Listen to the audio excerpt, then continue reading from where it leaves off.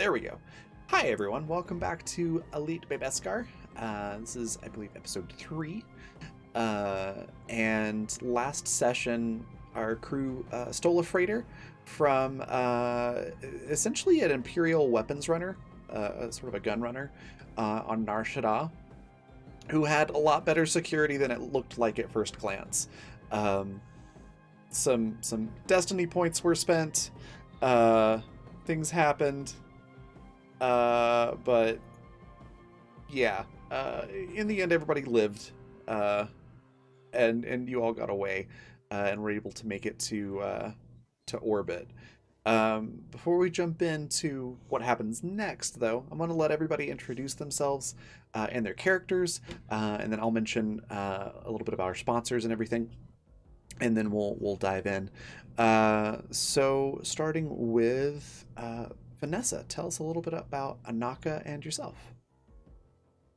Hi, I'm Vanessa. For this game, I can go back to saying I'm the token Canadian of the group, which is fantastic. Hi, I'm the token Canadian. I am a traditional artist. I work primarily in watercolor and pencil sketch, as well as some digital art as well. And if you'd like to take a look at any of my work, you can certainly do so. I haven't been as active on Twitter, but I'm hoping to change that soon. But you can check out my stuff at Peppero Draws, that's Peppero like the candy, as well as my coffee page, which is coffee.com/pepperoprincess. But as for Anaka, I play Anaka. She is a Togruta Force adept. She's kind of, Raven said, kind of like our pseudo-Sith character. She's not quite a Sith, but she's definitely a dark side user.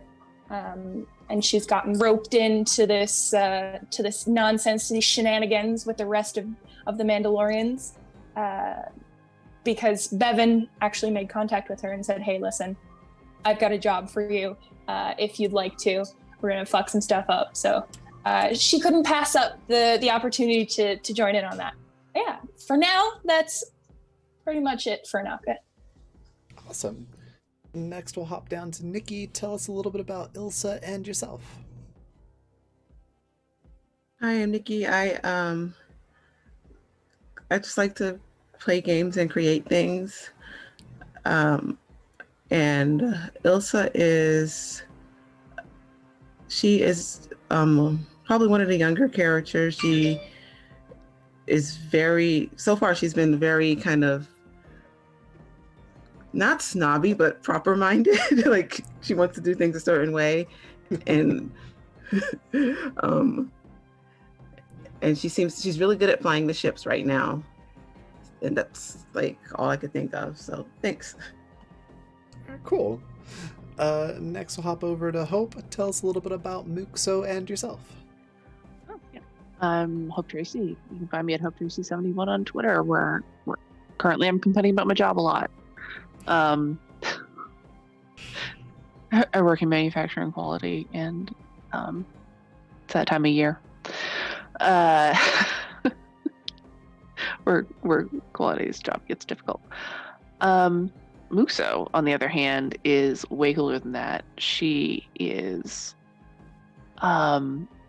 she's a pilot, and she's very good at it, and she's also she's got, I would describe her, and I do describe her, as a mix between Leslie Hall and Ace Rimmer from Red Dwarf. So she is very confident, very happy in who she is, and she's just looking for the next chance to fly. Awesome. Next we'll hop on up to Matt. Tell us a little bit about Jai and yourself. Hello, I'm Matt Hoadley. You can find me on Twitter at Matt Hoadley, and I'm playing Jai, someone that I stumbled backwards into making a shonen anime character and thinks I hate it. He is a sweet summer child and a precious little idiot who is shockingly capable at combat, as it turns out, but still doesn't make good decisions, as I'm pretty sure today's going to show. Yeah. All right. And then next, let's hop over to Mr. Parr. Tell us a little bit about Zadu and yourself. Hi, been a while. I'm playing Zadu Baka. Wait, what is this character again? Let's see. Twi'lek, soldier, raised by Wookiees. His Mandalorian armor is painted to look like a Wookiee's fur. And honestly, I don't know what he's been up to in the last episode, but here I am again. You were keeping the cops away. With the Cops. skyscraper.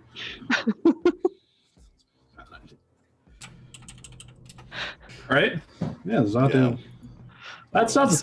It sounds like the worst idea because Zadu would just be like, "Oh, you want to fight? Great, let's do it." Yeah. Oh, I was meant to throws keep you him a away. favor. I thought knocking him out was just the same thing. Yeah, I think you're right. I think Zadu was. We just said Zadu was like running interference while everybody else was stealing the ship. None of us asked him how he did it. It's true. Old It could TIE have been. fighter? Yeah, it happened on Nar Shaddaa, so big city, moon planet type thing, fighting on rooftops. Nar And Shaddaa. Zadu was in the TIE Defender. Nar Shaddaa, all you gotta do is walk around to get in trouble. Pretty much. Throw a can, you'll hit trouble. All right, and that just leaves me. So I'm Raven. I'm the creative director for the Raven Evermore, which is my brand for all the different things that I do, from streaming, tabletop design, voice acting, art, a whole bunch of stuff. You can see all of that stuff at my Linktree. It's got links to everything, including my website where my portfolio is, coffee page, which has a ton of stuff on there as well. So that's me, and then I play Bevan Cal in this particular game, who is sort of the ringleader of an anti-imperial movement aimed at restoring Mandalore. So kind of getting Mandalore away from the Imperial Remnant's control and restoring it. And that character is the one that recruited everyone here. However, when you all left Bevan last time, he pretty much said, I'll let you know when I've got the next job because it's going to take a bit. In the first episode, our crew stole a bunch of these Mark II TIE Defenders from Admiral Dala and made it look like an Admiral Pell was the culprit. So Bevan's basically waiting for that clash to happen to see where the next opportunity to strike opens up. So you've been told to just, do whatever, and he'll be in touch. Now you've stolen this ship, this freighter, which is the, what was it called? Wayfarer class. I'll throw a link into chat for anybody that wants to see what that looks like. You've got 3 TIE Defenders docked on that left side, and you're in orbit, and there was no pursuit from the person that you stole it from. So you're pretty much good to go. Before we do that though, I know I was forgetting something. Sponsors. Info for sponsors is there in chat. So we've got Grinding Coffee Company, Fundamental RPG, and Intrepid. The first one being really good coffee. Definitely check that out. The information for that is in chat. Fundamental RPG is a really good tabletop system. It's a D20 based system. Second edition of that is coming out at the end of February, so you can check that out at coffee.com/raven/shop. And Intrepid is at the same location. It's IRL adventuring gear. It's very cool stuff. You can check all that out there. And that is our sponsors for this episode. So that out of the way. A couple of you are half dead or almost dead. Not feeling super great after that fight, but you're all alive. You're on the ship. What do you do from here? So who's piloting right now? I assumed Muxo. Yeah, hell yeah. Let's try this thing out. So Jai is going to eventually kind of like stumble up into the cockpit and like slump into a chair to be like, we should probably go to Tatooine again, or we can rest for a minute. And Has Anaka not seen to you yet? she's being very rude. And Okay, we while can you make sure continue there's to no talk. transponder. We can do some work on the ship, get the ties comfortable. Tatooine seems like a great choice. Bevan can help. So while he's talking, Muso's like slapping open the drawer in the console and pulling out the med kit and doing like just ignoring, well, listening while he's talking, but not responding because can't be like this. So you say. All right. Dude, Just you wait. I I'll need be to- like this a lot. I need to treat Um, injuries. I think Ilsa's going to I try to believe fly. That is the. Treat injuries. Okay. So Ilsa's gonna try to fly the freighter. Camera stop working. Does it need to be actively flown a lot? Not a lot, but like you're Okay. in orbit, so Ilsa I'll could move over. Yeah. Well, Take it out a little bit. she's like at 5 HP right now. So she's like in any condition to actually fly, but she's trying to. Okay, well, we're in orbit, so you can familiarize yourself with the controls. That works. I'm gonna not be keeping an eye on you, but totally keeping an eye on you because the only two injured people are in the cockpit, just Yeah, sort of like trying to- flopping around, like, oh, blasters hurt a lot, and now Moose's babysitting, which she has definitely done before. Ilsa's just like half out of it and looking at the control and not really doing much, but she's trying. Okay, yeah, and in terms of like long term, is treat injury a thing that you can do like once a day or Yeah, it's per it wound is set? something. Yeah, it's something that's kind of finite in terms of the numbers of times that you can do that in a day. Well, I rolled much but it's better not- for Jai than I did but for I'm not Ilsa, gonna make and I it- feel bad about it. Oh, it's okay. I'm not gonna make it be So like it's you can only fine. do this once a day or whatever. But Mhm. yeah, within reason. And we're kind of assuming that we have the time during this episode to like be back up to full, right? Yeah, you'll be able to sleep, which will bring your health back up. I think as long as you get full rest, you can go back up to full health, if I remember right. Okay, so I feel like this scene is happening like right after we've settled into orbit above Yeah, I think where so. we are. Yeah. Yeah, I don't think that Yeah, we spent a lot of time doing a lot of different things. I think we just like fit the ships in, got into orbit, and now this is happening. Yeah, that was Because- my assumption as well. Yeah, because you had to, because Okay. Ilsa was down to 1 before you did You- the healing. Yeah, so you have 5, and I don't know what Jai has. I'm pretty sure 27 is a success. So Yes, it is. Yeah. okay, is that the same amount, like 4? Because it's dependent on my skill, but we leveled up, so I have a little more skill now. Yeah. See if I can remember what it is off the top of my head here, or rather look it up. I know it's by DC, and then it gives you a certain amount, which I think is equal to your level. Okay. Treat injury.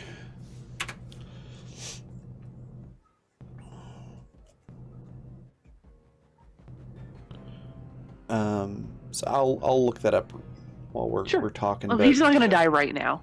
No. yeah, but No. yeah, And you're he's gonna good, keep and- whining even after he feels better. So Yes, 100%. And yeah, you've got plenty of time. You'll have time for full recovery over the course of the session. Yeah. Let's see here. So I'm hurting the children. So yeah, I Ah, see. here it We, is. Before we figure out the ship, are the other two people like claiming spaces or?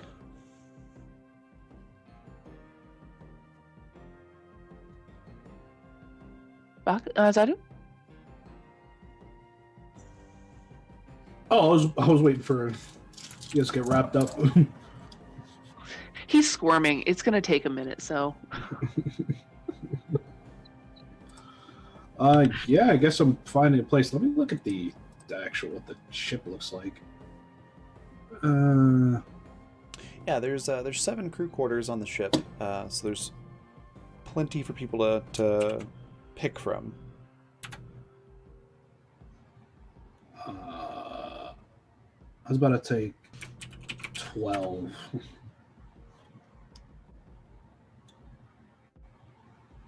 All right.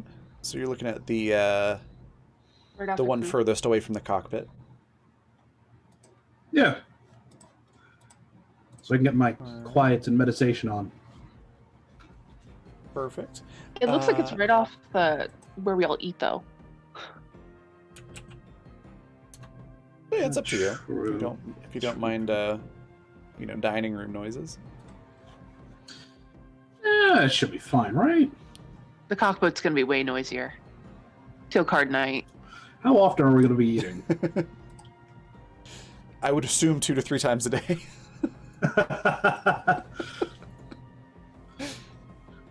All right. Yeah, I'll take 12. What is 11 though? Is that like just an add-on or? I think we're calling that another room.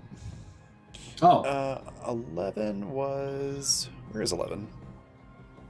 Directly Oh, yeah. The 2 11s, I think... Yeah, we're just calling those two more bedrooms. okay.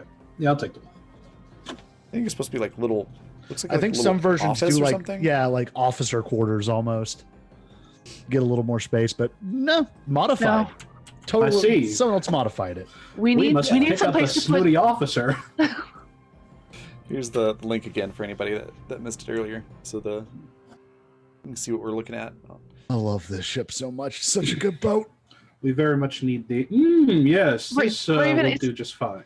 Is that my Constitution bonus or his Constitution bonus? It makes more sense if it's his. To the healing amount of damage equal to the character's Constitution bonus times the creature's level. Oh, that's weird. Yes. I'm the creature. You're the character. Okay, well, I don't have a Constitution bonus, so I it's think- your level. It makes more sense that it would be whoever you're trying to heal, so we're gonna go with that.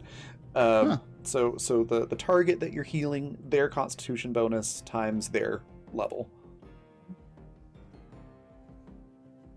Cool. We'll go with that. Because I think- Constitution kind of affects, I would think, how quickly you can heal. Muxa will take one of the 9. I think she'll take the 9 closest to the cockpit, if that's available. Okay. Yeah. Go in there, You're dump her all- extra gold bodysuit, and her blanket. Yeah, I mean, you're all basically able to just be like, I call dibs on this room, so. Yep. All right. So it sounds like you're getting settled. You're picking quarters. The injured are bleeding all over your new cockpit, and Not for healing long. up. They're gonna clean it up. You don't think I'm gonna do you? Oh, Elsa will clean her. She would like perfectly, like no specks of anything. Now, just for a reference, which rooms are picked again? The 9 closest to the cockpit. And 14. So 9 and 14. So 12 is open. Yes, it is. Elsa's gonna call dibs on 12.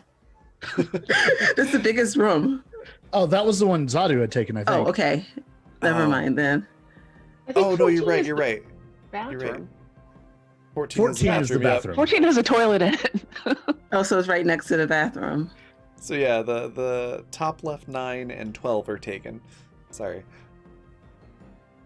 Okay. And 11s are like lounges, right? They're They're bedrooms. We're calling them bedrooms. Basically, all 3 9s, 10, 11, and 12 are the same size bedrooms, essentially.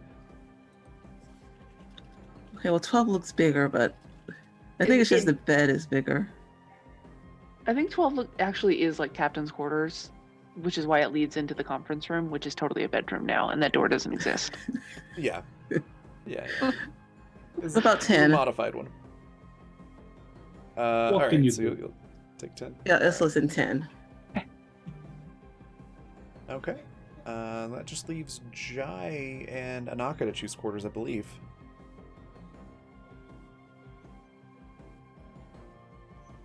I would say that Anaka would take the bottom 9. Bottom 9, okay. Jai, I'll take the middle 9. Jai, I swear to God. And you all just want to be close to me. That's so sweet.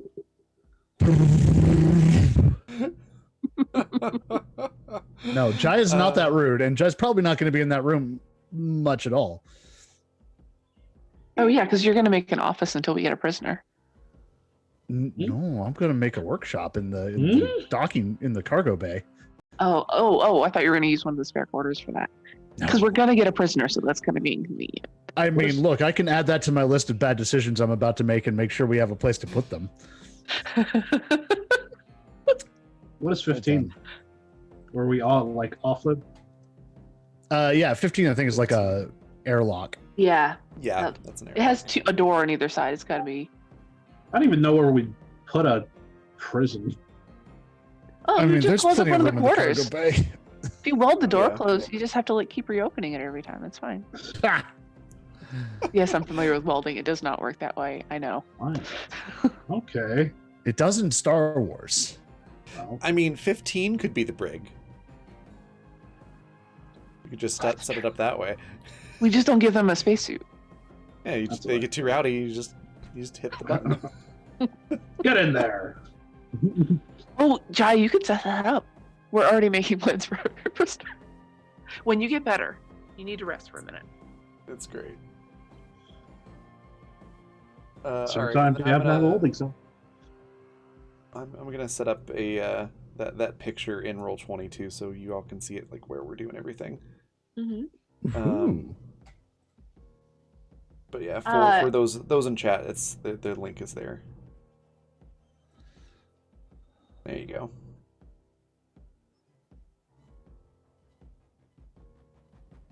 A little bit easier for everybody working in Roll20. Okay, so yeah, you're picking out quarters, you're getting healed up, getting settled. Again, there wasn't really much in the way of retaliation from the Imperial Gunrunner because it's Nar Shaddaa. It's not like they're gonna call the authorities and have them chase you down. There isn't a whole lot of that on Nar Shaddaa. They'd pretty much be like, "Wow, you got your ship stolen from your own warehouse. That's kind of pathetic." That's Huge hole in embarrassing. the side of your warehouse. Yeah, pretty much. So you don't have to worry about that. But you are in Hut territory. You're in Hut space, so now Hutta is close by. You're obviously orbiting Nar Shaddaa. Lots of fun scum and villainy underworld stuff that you could get up to here, if you so desired. There's also other Imperial bases, little pockets here and there around this area, still working with the underworld to get things like guns and supplies that you could potentially hit, or if there's other parts of the galaxy you want to go to. I mean, really, the galaxy is your oyster at the moment. So, what's the Jai's goal that he will communicate to the whole crew when eventually we probably have a sit down and figure out what our next move is? He's got some modifications he wants to make to the ship, but also thinks we should find a place to like set down for a little bit to give the ship a once over, make sure all sort of traces and transponders are removed or changed, and See if there's any efficiencies we can squeeze out. yeah, Jai wants to go over this thing with a fine-tooth comb and make some modifications. Don't worry about it. I not only don't worry about it, I encourage you. Oh, Maybe run the math by me. if No, it's that's about not going to happen. Oh, money. Fine, you're not going space mudding then.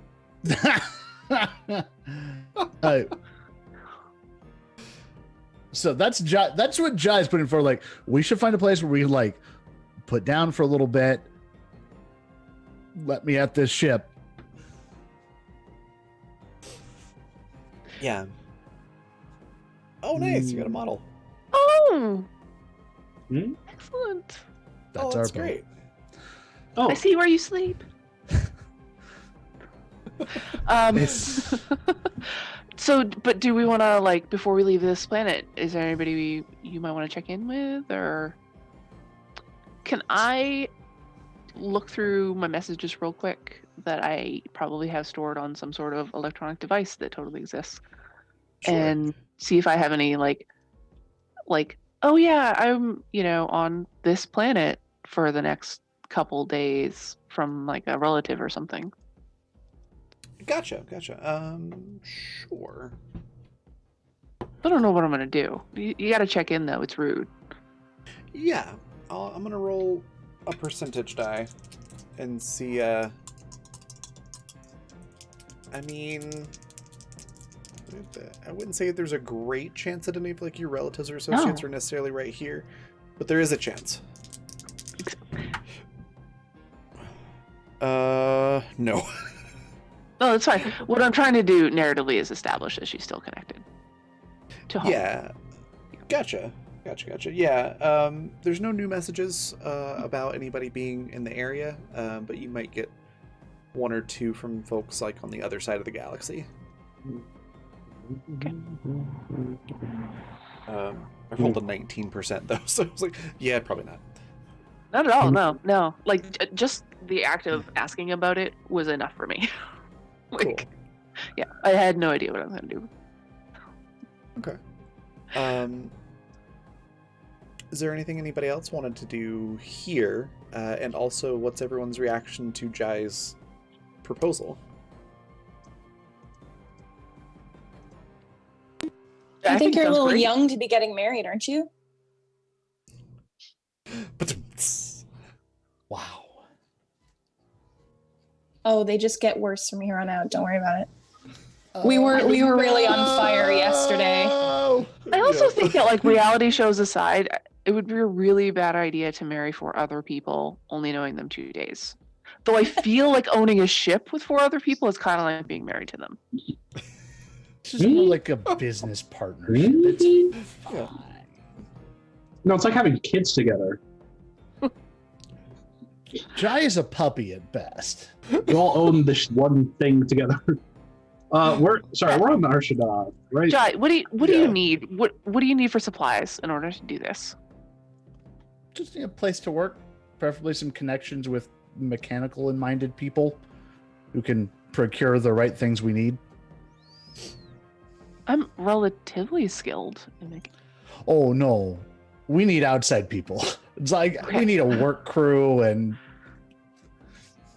You know, I'd like to pick up a droid at some point. oh buddy, you and me both. That's definitely something that you could do here. And then Zadu, were you asking? Hmm? You asked something a moment ago. Oh no, I was just making sure we were on Arshada. Yeah. I got a little confused and juggling, but Do you guys Yeah. want to go try to find a droid? it's finished. I'm definitely not opposed to it. Yeah, let's do some shopping. Sure. Okay. Uh, In that case, let me pull up my character sheet here, because I always confuse systems with the different skill names on them. It is... Yes, it is. Gather information. So anybody that would like to roll that to try to find a good, reputable, quote-unquote, droid dealership. My gather solution's not great. oh, neither is mine. It's fine. It's fine. Sure, this will be fine. Oh, maybe it will be fine. 19's not bad. So Nikki, we're all anybody that wants to can roll gather information. We're trying to find a quote unquote reputable droid dealership on Nar Shaddaa. You know, kind of the good prices, Yeah. So we got a 19. which completely 20. cancels out the reputable bit. Yeah. I mean, it's Nar Shaddaa, so any dealership's gonna be relatively the reputable part is gonna be relative. Mhm. All right, so we got a 19, a 20, and a 20. Anybody else rolling? Nah. All right. Then yeah, you find a couple places. There's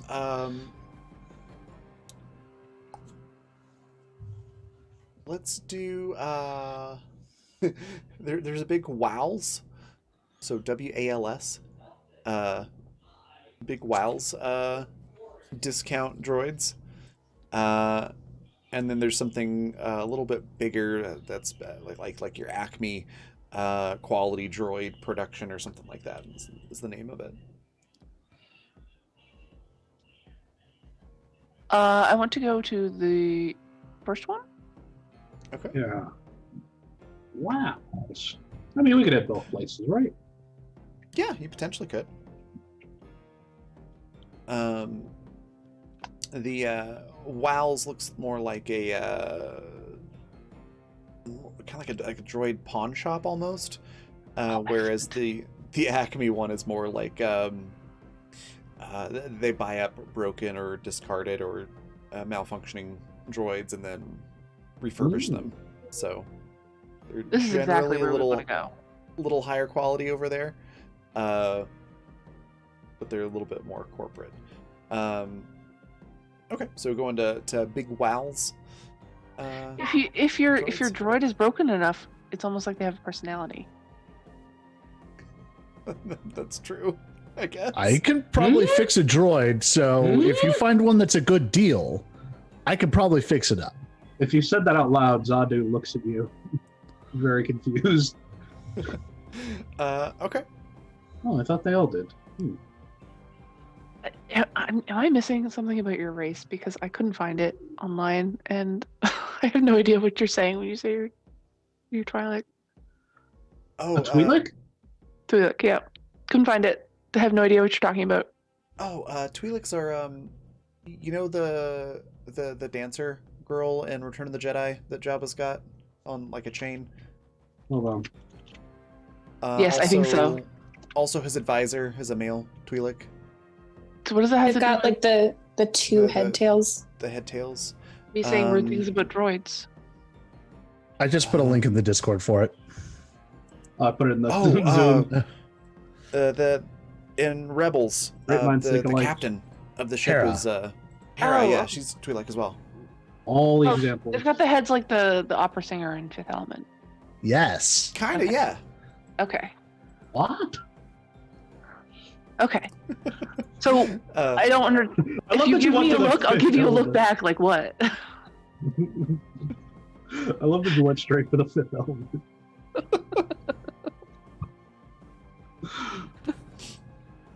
I guess we both just Yeah. look at each other confused before we walk into the store. Yep. I think we're gonna get used to that. Great. Do you want to walk in first, or am I pushing ahead of you? I'll walk in first. I mean, it is your errand. Yeah. Okay. Muxo has changed into her spare jumpsuit while she launders the other one because she wore it for 2 days straight. This one is actually like a little bit more pink, and it's got some like puff, like that triangular puffiness underneath on the chest, like the Pinterest photo of Leslie Hall. It's a little more showy. The other one was her casual Nice. clothes. This is her shopping gear, Nice. all shoved under the armor. Perfect. Okay. Well, you've got the coordinates for the store, the shop. You're able to take the ship down there. Who all's getting off the ship to look around? We just landed back on Nar Shaddaa. Different Right. part of the planet, but yeah. Jai is going to hop on a hollow to probably to Bevan and see if he knows a reputable ship modifier or some such person who might extend a line of credit and some crew and some parts and Okay. Bevan doesn't answer, but you do get through to Utini, yay. the Jawa Mandalorian. That turned out even better, so good. So yeah, Utini answers, and let me get my voice low enough for this. Yeah, what can I do for you? It's just I'm looking for. We're on Narshada. I'll shoot him like where we're at. It's like we've got ourselves a shiny new ship, and I want to make some improvements to it. Need somebody who's got some who's willing to extend a line of credit and get me a crew and the materials we need to just polish the place up a little bit.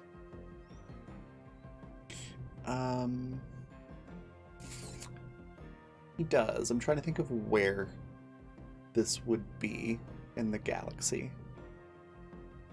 Oh,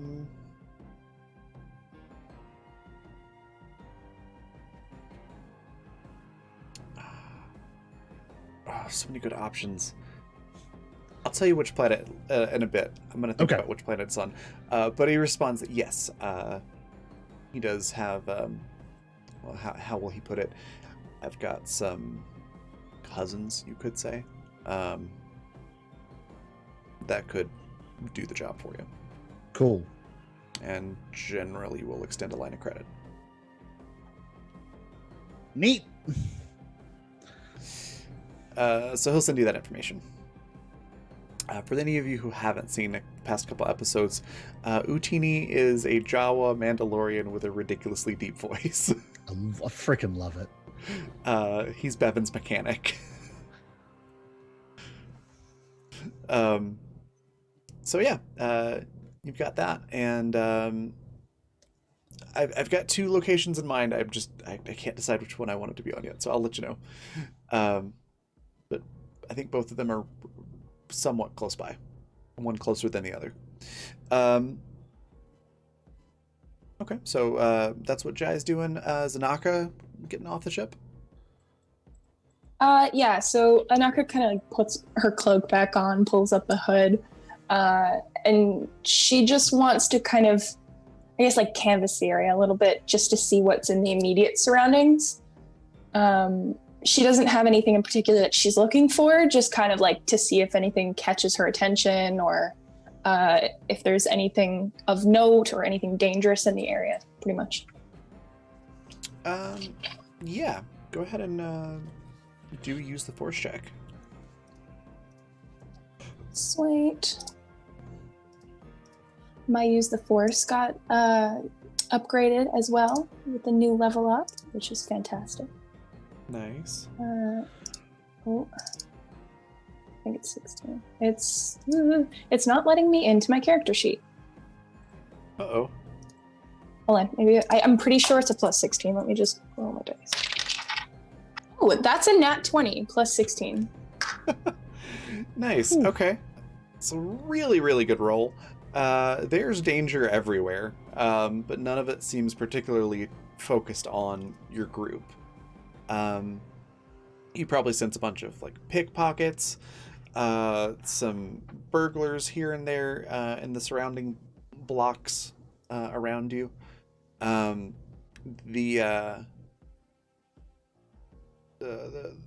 You don't really sense a whole lot coming from the shop that you're about to go look at. Like you can tell that there are life forms there, but you don't really sense any sort of intent or anything like that. It's a bit blank. And then probably with a roll that high, you probably sense some creatures way below you that seem rather dangerous, but are a considerable distance away from you. Okay. Does she sense anything that kind of smells faintly like Imperial remnant? Yeah, like at the edge of your range of being able to sense things, you might pick up a few little pockets here and there. Okay. Which is not surprising for you, considering like Narshada has just about every faction here, Yeah. in one form Okay. or another. So nothing alarming. Cool. All right. Well, she doesn't go anywhere in particular. She's just gonna roam around a little bit. Okay. So we've got Zadu and Mukso. It sounds like for sure going into the store. What about Ilsa?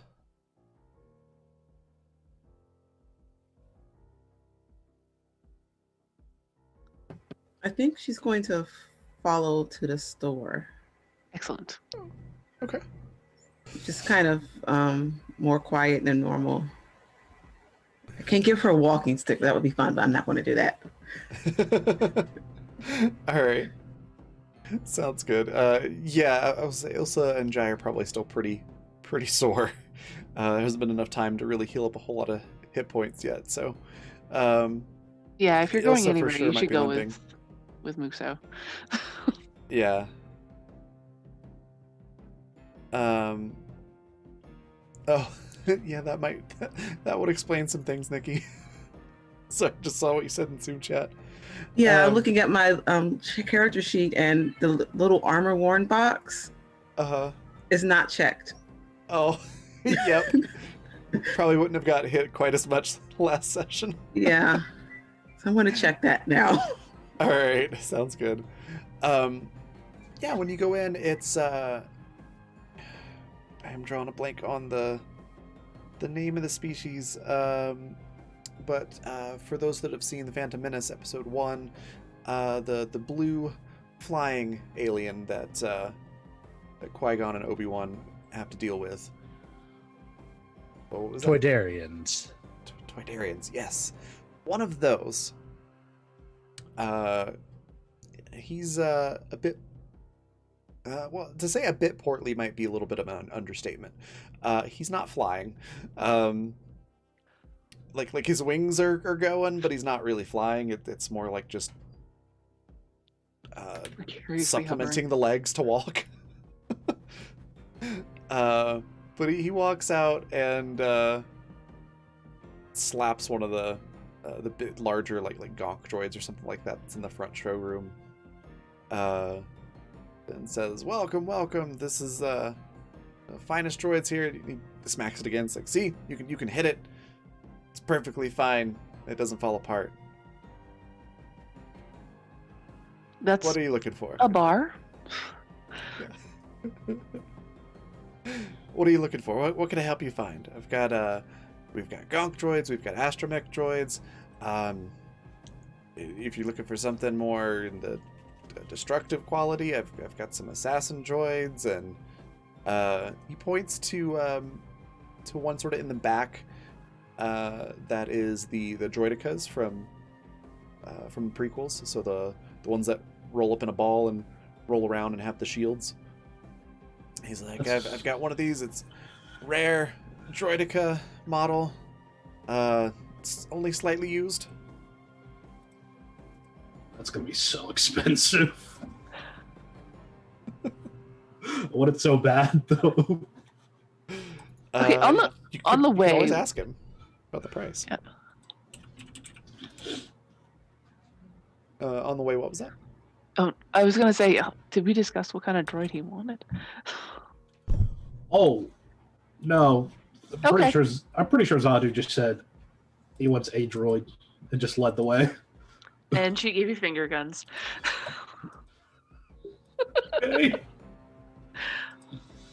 He's just like,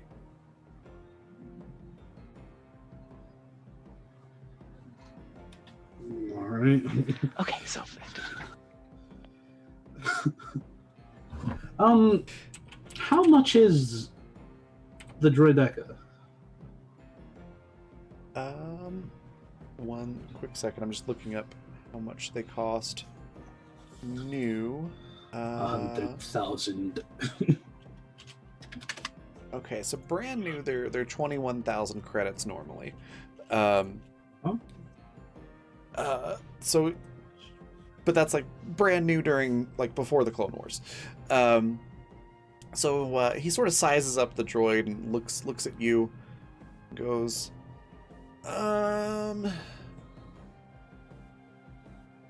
such a fine piece of machinery for war. It seems like going with the Mandalorian, that would be just, poetic. So I could let this one go for 5,000 credits. 5,000 credits. It's actually pretty good. It's pretty good price. How many credits do I have? I want to think about it. It's a good question. Also, if I could get a perception roll from you. Since the system doesn't have an insight roll, sadly. Oh, my perception is improved to the point that now I have a 0 to it instead of a -1. 19. You don't feel like this is like a huge red flag, but you definitely think to yourself, like, that is a low price even for like an older droid like this. That does seem just a little bit too good to be true. Yes, my good man. 5,000 credits is quite the steal. I don't know. What do you think, Muxa?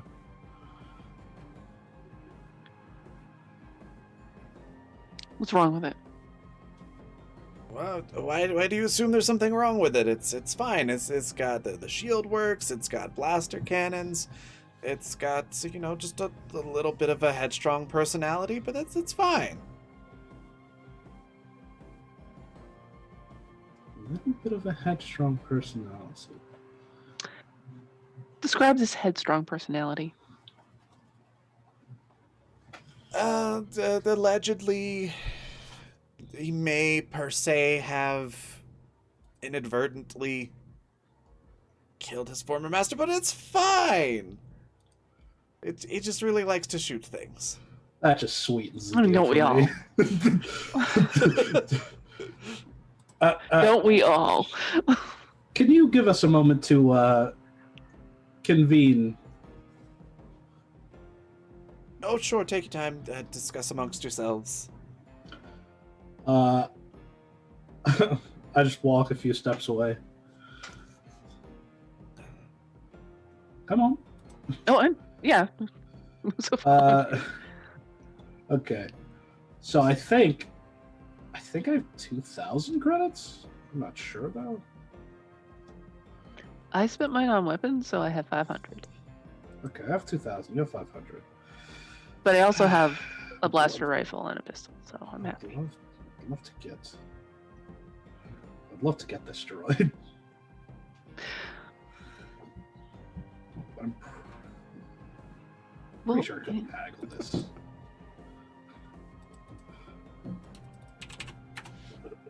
I mean, what are you gonna do about a killer droid? Well, I was hoping that killer droid would kill for us.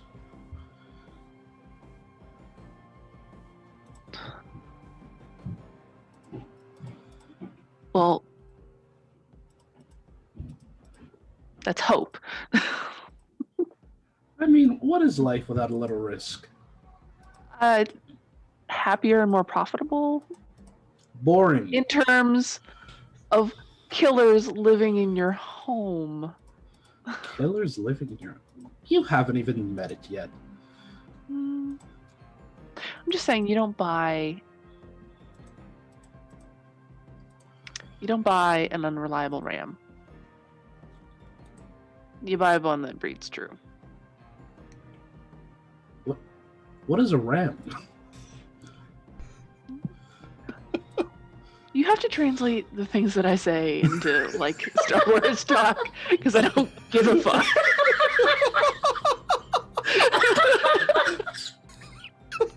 I am not Googling immediately before I have a conversation what the most you know, Bantha generic cattle is, or Nerf. and what the breeding sire is called. You know that, like, I believe that information exists. I do. Oh, right, Bantha. I understand what you're talking about. All right, well, you know that. So why don't you tell me all about the stages of growth and what they're worth in each point? When all else fails, just pick one of the random Star Wars planet names that you know and tack that in front of an Earth animal. It works great. Oh yeah, this An isn't really the Endorian kind ram. of. Okay, great. So we're not calling things like cows or something. No, you're good. Okay. I mean, Anyway. a Kamina cow. You could do that. So many HK-47 vibes from this droid that I haven't even met it yet. What? Anyways, Oh. given that he was reluctant to, I'm just going to give you a GM hint here. Given that he was reluctant to disclose certain things about the droid, probably could talk him down a little bit on the price. I was thinking about that. I was thinking if my character actually could do that. Yeah, it'd be a persuasion. Yeah, that's why I was wondering if he actually could, because my persuasion's not. It's pain. Oh wait, I have +2 to persuasion now.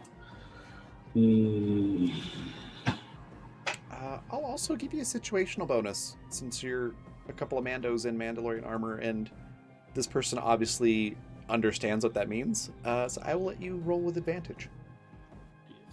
That's what it means, brother. I'll try it. What do I say though? You know, it seems to me at least that start asking for features it doesn't have. Oh. As I'm starting my pitch. Yes. She's communicating that like through their helmets, like whispering, like, just ask for stuff it doesn't have. Okay. If you don't know how to barter. If I knew about droid, because I certainly would. Anyway, my good man, it seems to me that this droid here is perhaps a lot of trouble for you, and you know, I think 5,000 credits is a very good deal. Very good, but it could be better for such a murderous droid. I mean, I'm willing to take it off your hands. If it murders me, that's fine. Doesn't matter, but I'm thinking somewhere in the range of 2,500 credits is something more I can do. He sort of just pauses for a moment and scratches his chin. He's like, 25. I mean, it is taking up a good bit of showroom space here. I mean, you really, you put me in a hard spot here, but you know what, for you, I'll let it go for 2,500. That'll be fine. Oh, I kind of give a look back to Mook. So like this was maybe even easier than I expected. She will again whisper into your communicators. You're responsible for this thing. Absolutely. Do not break Ilsa's heart. What? Wait, what? Okay. If it kills Duce, you're in trouble. I'm like, what's happening? That took me a second too. I was like, wait, did Ilsa have like a thing for droids or something? Right? I'm like, what? I get We're it going now. right there. Yeah, no, I get it. I also asked Mook so politely, So those 500 credits you have.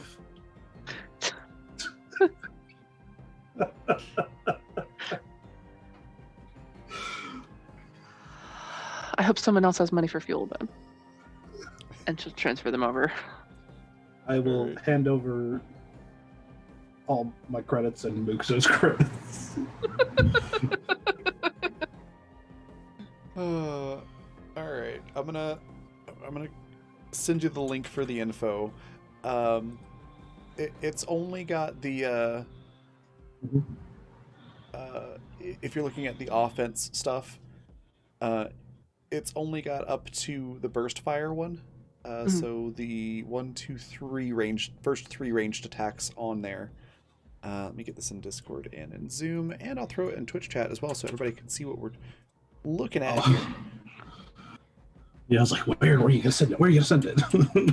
After this, we need to go Everywhere. grocery shopping. There we go. Wow. So we've got the link posted everywhere. Excellent. So it's only got those first 3 ranged attacks. So it's a little bit less offensive power. And the shield rating is only 10 instead of 20. But otherwise, it's got everything else. Are you gonna make it your passenger in your ship? It's a seal for sure. And yeah, the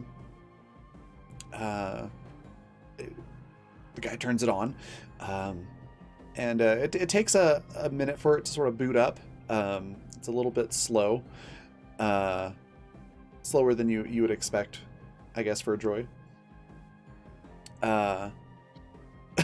Okay, I saw your message, and it sort of just slowly comes to life and stands up, and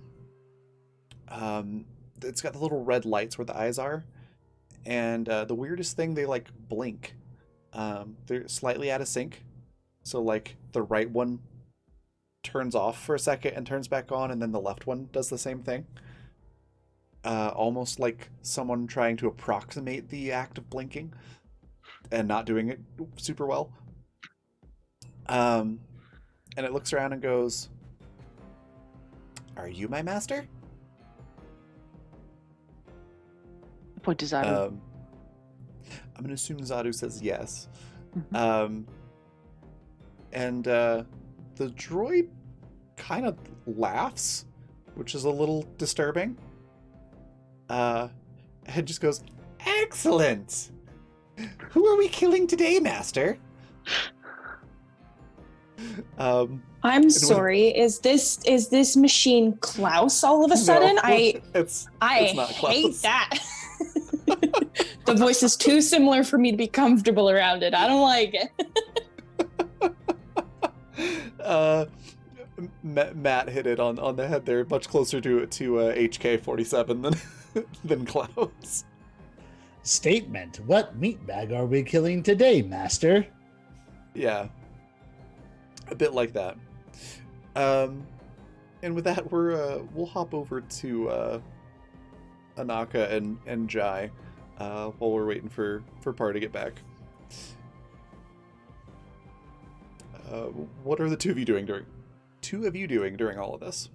I think Jai is like somehow has like wedged himself upside down, like leaning over an engine component backwards, like fiddling with something on the engine, and it's just like just like all of a sudden just goes, "Anaka!"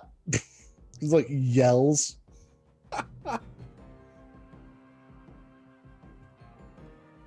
Anaka's not back to the ship yet, I don't think. Okay. So there's silence in response. Yeah. And he pulls the tool that he was using out of the engine compartment and reaches up and scratches his knee and then goes back to work. All right. What's Anaka Muttering doing? about no good help, like just he's just giving a once over, just preventative maintenance, tightening some bolts, seeing how everything goes together. I think he would like to check and make sure that there's no that there's nothing transmitting our location. Sure. Let's do a mechanics roll for that. Heck yeah. Um, Heck yeah. Perfect. There is not. It's the ship looks to be in good shape. I think we mentioned last week as well that it looks like it's a really rough, beaten up freighter on the outside, but everything inside looks pristine in terms of like the engine and everything. So it's actually well maintained, and there's not anything that's like transmitting your location, no trackers or anything like that. But it does have sort of a how to describe it. Sort of like a false transponder. So like you could. Oh, good. You can make it send out a signal as one chip or another, both the same, design and model and whatnot, but it can be one name or a different name, and it's like two different registrations. One's like Imperial, and the other's like some more local registration, like a Tatooine registration or Hutta or something like that. Perfect. Whichever planet you want it to be is entirely up to you. Totally fine. Jai finds that out and marks that off his list of things to install. So perfect.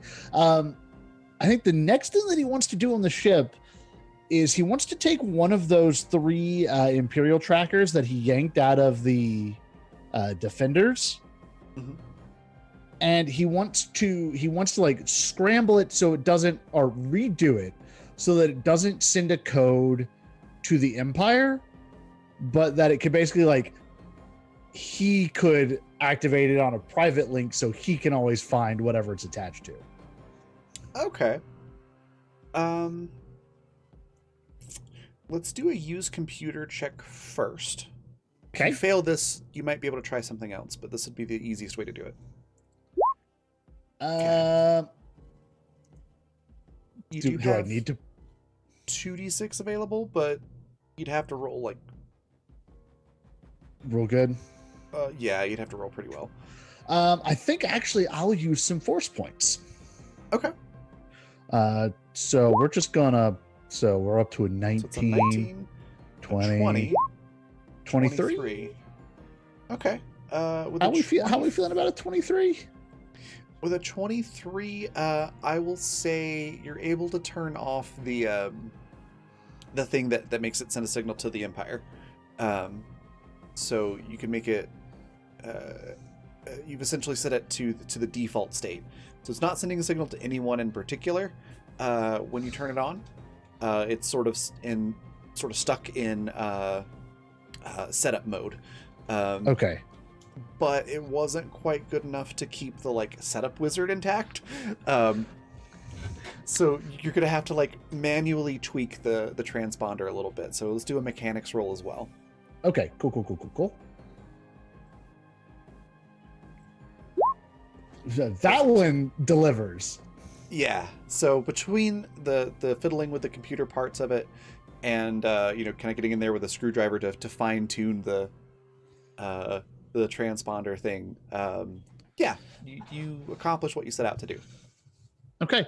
I'm going to go ahead and like set that up in the engine somewhere. I'm not going to be like super sneaky about it, but I am going to like wedge it in some cables so that it just kind of looks like a natural part of the engine.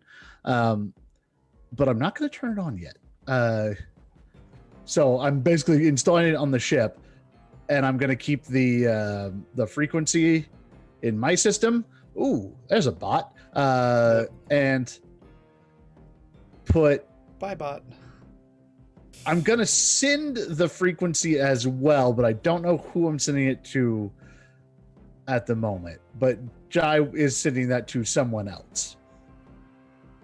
Okay. I will let you know who that is, Raven.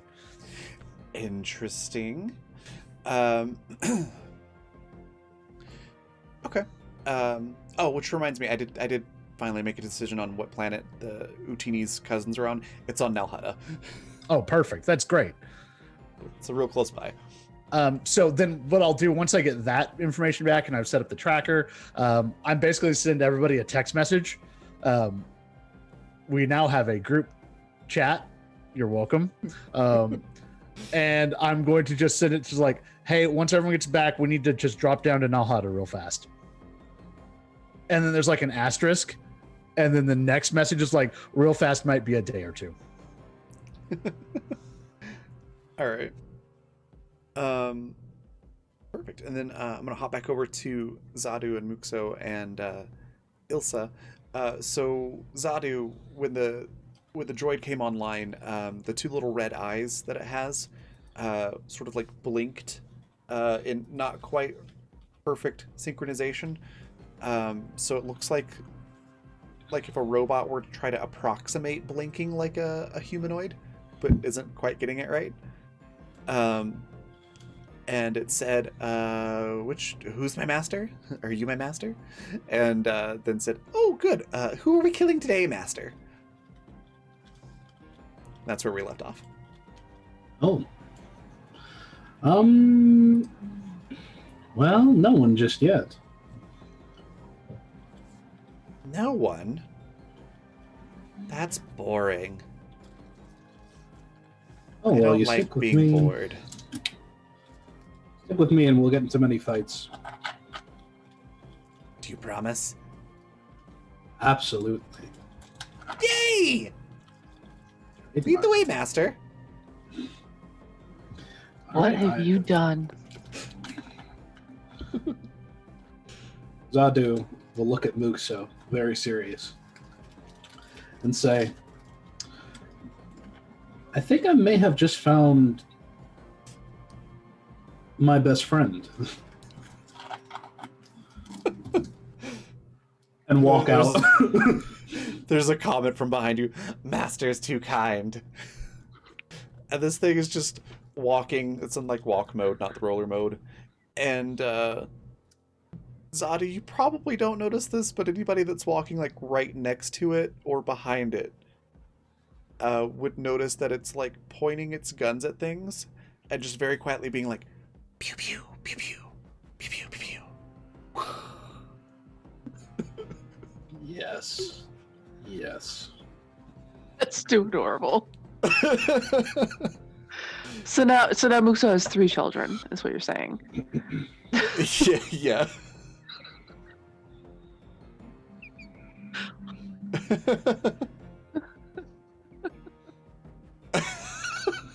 Sorry, I just saw your message, Matt.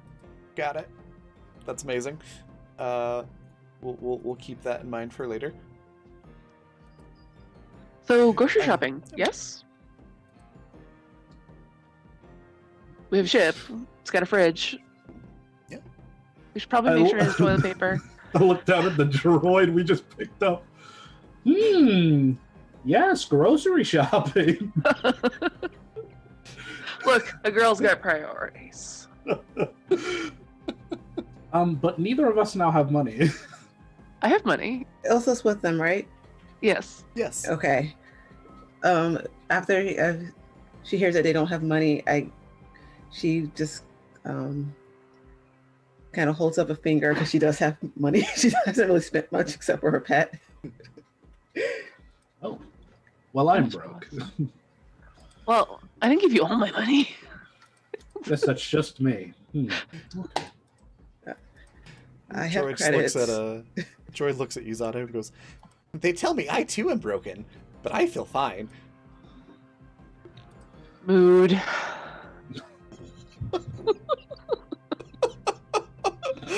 Oh, too real. Oh, you poor soul. We will indeed kill many people, especially people who call you broken. Oh, I don't have a soul. Or at least I've been told I'm soulless. Also heartless. What's its name? I don't have a designation yet. My previous one was erased. What would you like to call me? Oh, I get to name you too. Fluffy. What?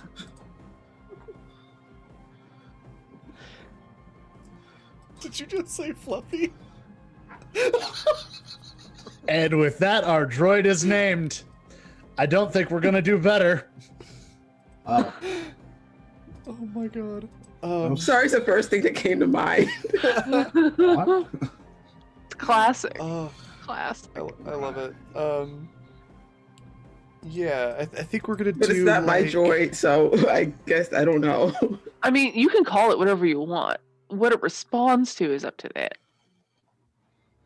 That's true. Mm-hmm. It's very true. It's very true. Yeah. And most pets Uh, have multiple names anyway. How about I'm gonna type it out into chat, and then I'm sorry that this came out of my mouth. You're good, and then but you could pronounce it Fluffy. If you don't like it, you're welcome to pick something else. But this is just something that came to mind. And Which chat? Twitch chat. I'm also putting it in Zoom chat. It's just insane.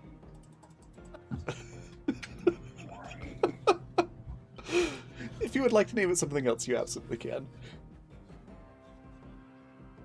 I'm gonna need more time on the name. No worries.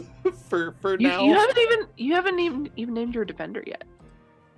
it's true. neither I is don't think Ilsa. y'all named the Wayfarer either. I Yeah, suggested a name. So many names. Ilsa didn't name her What ship was it? either. What was the suggestion? Perch. Oh yeah. Continue the fish puns and also make references to birds. Yes. We do have. I mean, it is a perch. It's true. All right. So until you come up with a name or make a final decision on the name, I will say FL4VV13 is like the serial number that's on the droid's actual body.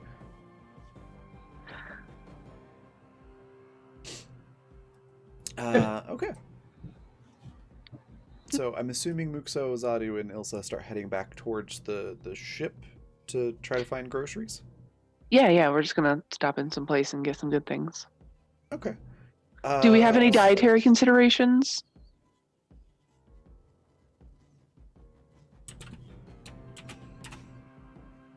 Great. No vegans. No allergies. Good. I don't think so. Good. All right, then I'll let you all go back to the ship where it sounds like Jai is also. And then Anaka, you've been off the ship for a little bit. What are you getting up to? Her main focus was just to make sure that there was nothing in like the immediate area that was gonna come for their kneecaps. So I would say that once she spends a little bit of time kind of out wandering around, she doesn't pick any fights or get herself into anything that she would need to run from. So she'll probably come back to the ship around the same time as well. Okay, that sounds good. Also, we hit 5 retweets on the game tweet, so that's a D6 to the cast. Excellent. There we go. And for anyone curious about that, there is the link. Okay, so eventually you all end up back on the ship together, and the topic of grocery shopping is broached. Yes. Do you all want to do that here on Nar Shaddaa or Nal Hutta, or what's the group decision? Well, I mean, I'm hungry now, so.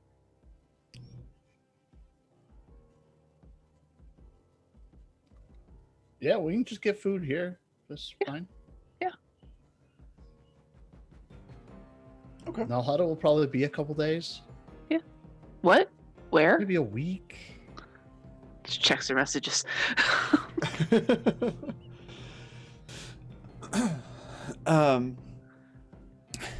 Okay. If you're going for food on Nar Shaddaa, there's like a food district that you can go to that has like a sort of like a farmer's market slash food court like you'd find in a mall, sort of.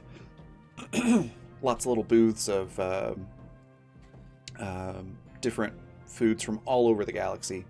Nar Shaddaa's very much a crossroads of different cultures and planets and things like that. So just about anything that you would want is probably going to be here in one form or another. I think we would be stocking the ship for about a week. Okay. And there were definitely, like, I know that this isn't involved in the system, but it would definitely have like snacky foods and solid nutritious food mix. So Okay. probably a few more cookies in there than there should be. That works.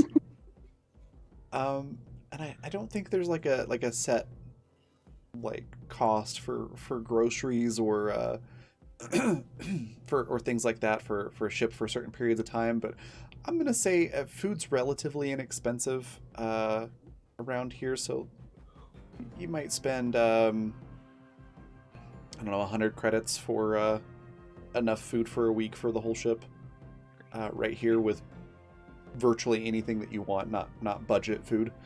So yeah. So basically, in the future, within the next week span of play, we'll name a food and it will be there. Yeah. Okay. Yeah, I'm not gonna be too particular about the cost and whatnot. Virtually anything that you want is here, and it's not too expensive. Is there more food for the rat ferret? Yes, there is food for the rat ferret that you can get.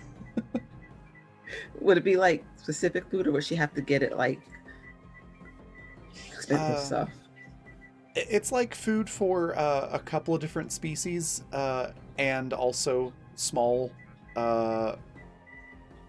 like small furry creatures of X type.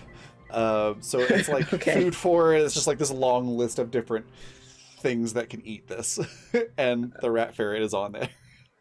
So she's going to insist on getting that food things, and Okay. like she's been giving it little bits of wire to chew on. Perfect. And I think she's going to get one overpriced food item for herself. I can't think of what it would be, but it's like it's way too much money for what it is, and it's not that good. Okay. Yeah, we'll include all that in the 100 credits. That works. No, I just want to make sure this is done, so we're not like 3 days out and you're like, so what are you all eating? Oh right, food. We should have done that. Also, I like eating grocery my shopping. boot. Yeah. Okay. Yeah, it's relatively uneventful. Most of you are in Mando armor, so nobody really wants to mess with you. And we're arguing Yeah. over just how many juice boxes we really need. And do you need strawberry or strawberry kiwi or both? It's the age-old question. Mhm. But yeah, your grocery shopping trip is relatively uneventful. Does your droid come with you, or do you leave the droid on the ship? Zadu. The droid goes where I go. Okay. Then when I said completely uneventful, I might have exaggerated a little bit. Oh no. There is one point where you walk by a stand where the fruit is roughly bullseye colored. So it's just got rings on it, like red and white color rings, and the droid just can't contain himself and just shoots it, which of course gets a lot of attention. A lot of blasters get drawn. Including Musos.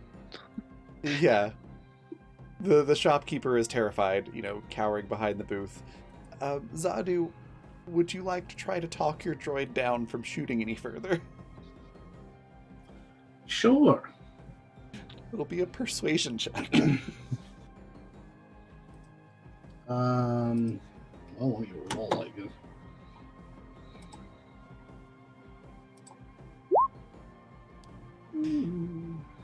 An 18? Mm-hmm. Your droid shoots one more fruit and then stops and goes, "Target's destroyed."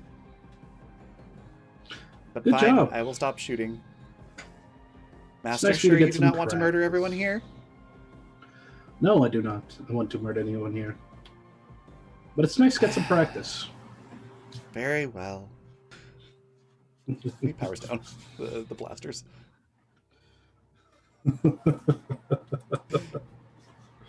So, aside from that, it's uneventful. Okay, great. I was have just a going to ask if suggested- they could get like paint and stuff because she wants to decorate her spider on the inside. Yeah, there's it wouldn't be too hard to find various spray paints and things like that here or on Nalhada where you're going. Entirely up to you which place you want to buy them from, but yeah, you can have them, no problem. She'll wait if everyone wants to just go.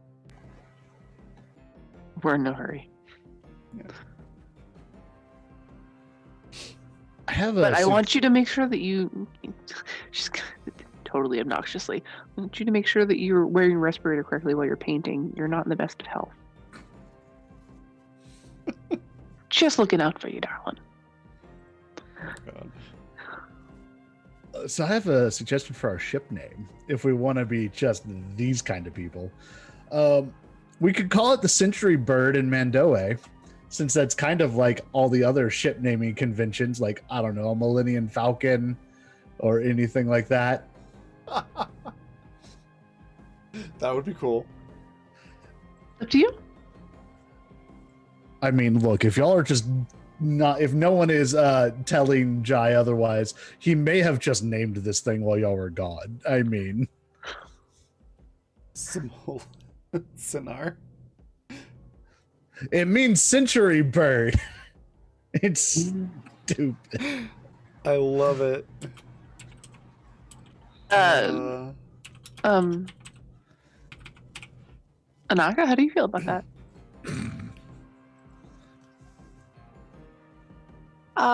Do you mean the name of the ship? Yeah.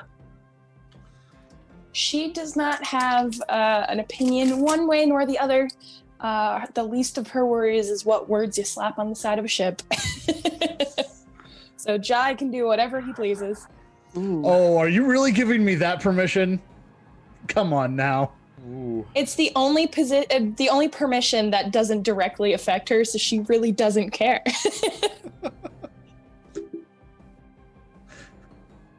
All right, so Samolan Sinar. I'm probably butchering that a little bit, but that's what I'm going to call it. And you do have the other registration that you can name as well.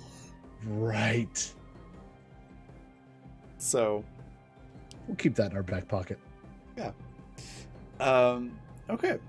Well, if there's nothing else you want to do on Nar Shaddaa, then we'll go ahead and fast forward over to Nalhutta. You are able to get in contact with Utini's cousins, who have the more high-pitched Jawa voice you would expect and speak primarily Jawaese. But you're able to communicate back and forth and figure out where you're supposed to land the ship to get it fixed up. What's this going to cost? Don't worry about it. No. I'm worried. No, don't worry about it. I got it. What are you doing? Don't worry about it. Jai? Jai is off the ship. How was he off the ship? Oh, because we've landed. Yeah. Okay. Is Muxo chasing after Jai or just letting him go? If he becomes a problem, he won't be a problem. If he becomes a problem, that sounded so ominous.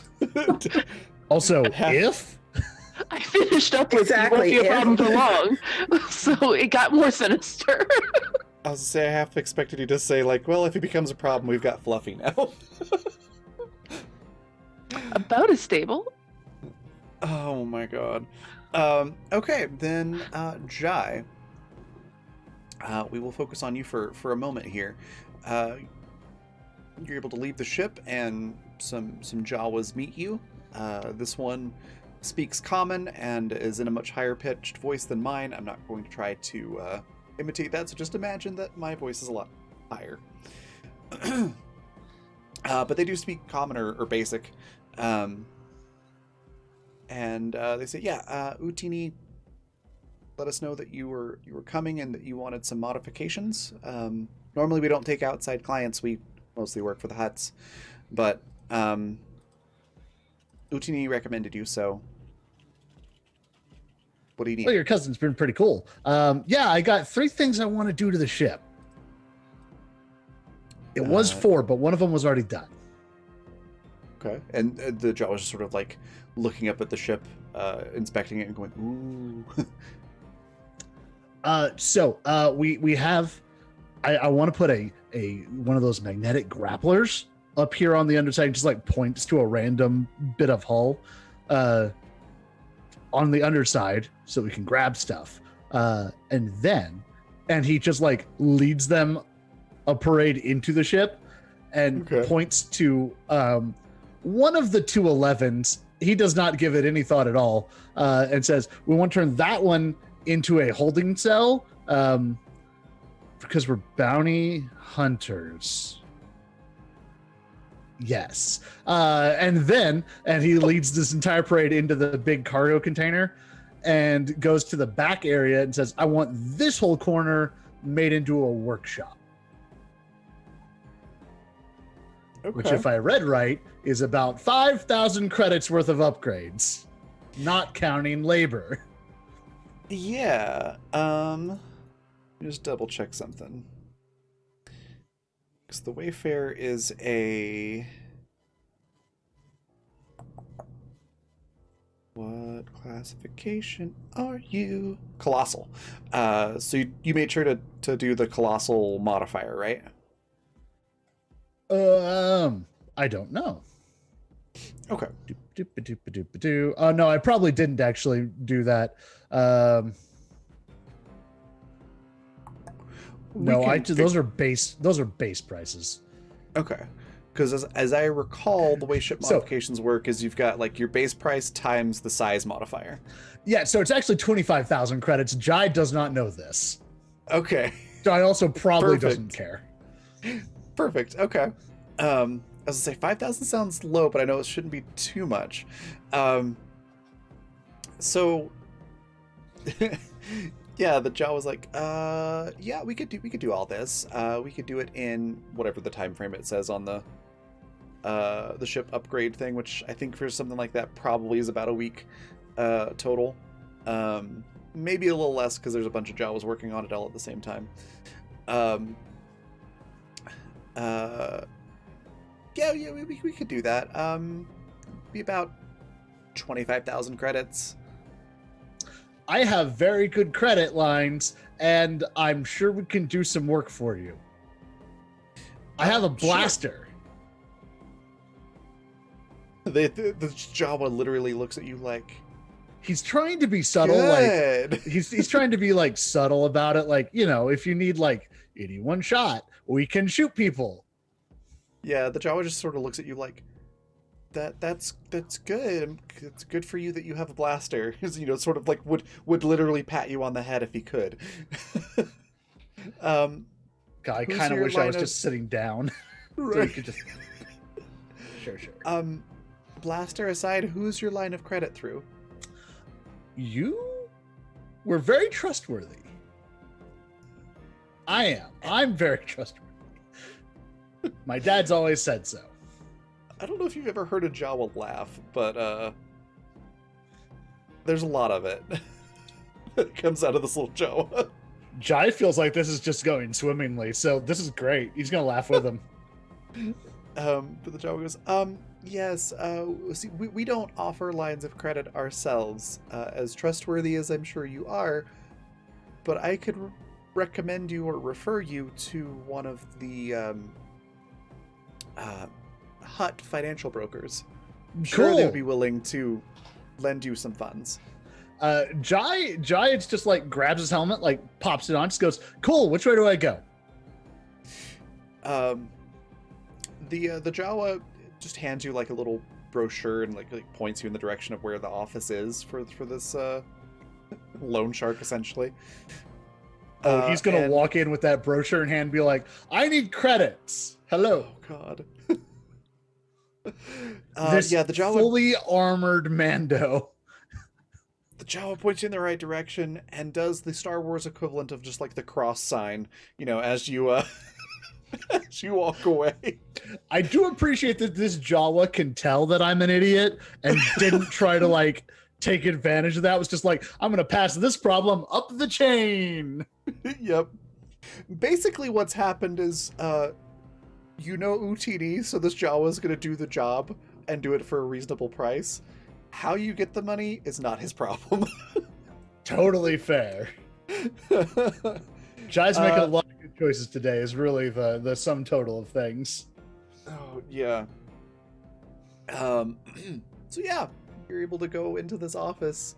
There is a very, very sharply dressed lady that's at the door that sort of guides you in, and it's like, oh yes, it's very nice to see you. What can we do for you today? Fully armored Mando, like, has his blaster rifle like strapped to his back, jetpack, like the whole nine. He's like all gray with some white and red coloring on him, and he's just like walks in, brochure, and he just goes, "I need credits." Oh well, we can certainly take care of that for you today. Awesome. If you'd like to join me at my desk, sir, we can get this squared away for you quickly. I think he's gonna look at the chairs, and then, not meaning to do the meme thing, but knowing that sitting with a jetpack on is not at all comfortable, fully spins the chair around to sit in it backwards. She just gives you like this little quaint little smile and nod, like, oh, how cute, sort of an expression.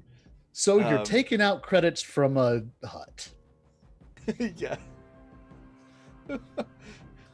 So you've decided to be in debt for the rest of your life. What brought you to this point? Well, I have a blaster and I know how to use it. Yeah, she doesn't actually say that, but she does sit down and brings up a pad and is just like, all right, how much would you like to be borrowing today? Well, and he's like doing this, but on his helmet and just like tapping the middle faceplates. The upgrades are going to cost 25. Could probably use some extra because Jai has zero concept of interest or loan shark. He's probably dealt with the other side of this where someone sends someone like him after a guy who can't repay. But I just don't think he's ever put two and two together on this one. So he's just like, I have been meaning to do some other upgrades. I need to get some more gear. 30? 30. 30 credits is an unusual request. 30,000.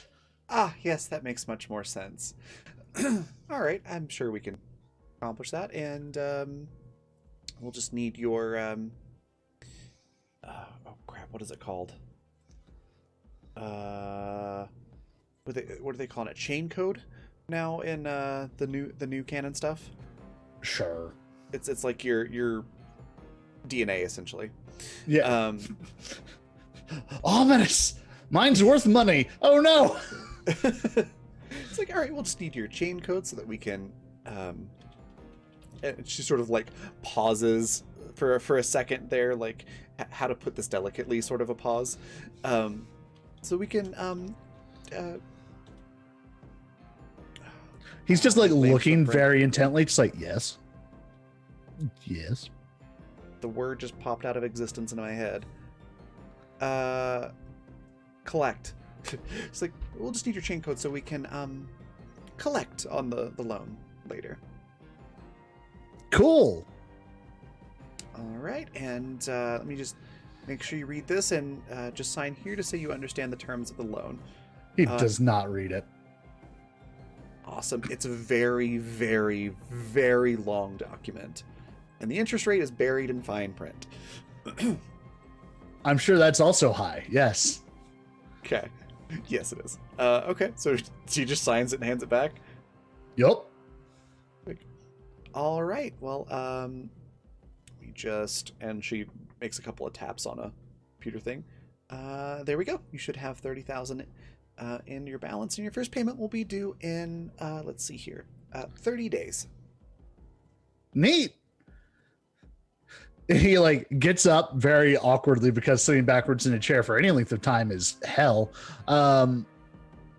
Walks to the door, then turns around, just goes like, "So, what if I wanted to pay that back today or this week with services rendered?" Oh, I'm sorry. This office only accepts credits. But if you would like to go work for our sister company, and she pulls out a brochure for like a bounty hunter's job, they can put your pay just directly towards your loan. Perfect. And he wanders off to that building. I'm signing contracts. And as you're walking into that building, I think that's a good time to take a break. So we're going to take a 10-minute break. Let the gravity of the situation sink in, and also get a drink, snacks, stretch your legs, all that good stuff. So don't go anywhere, or if you do, be back in 10 minutes. We'll be right back.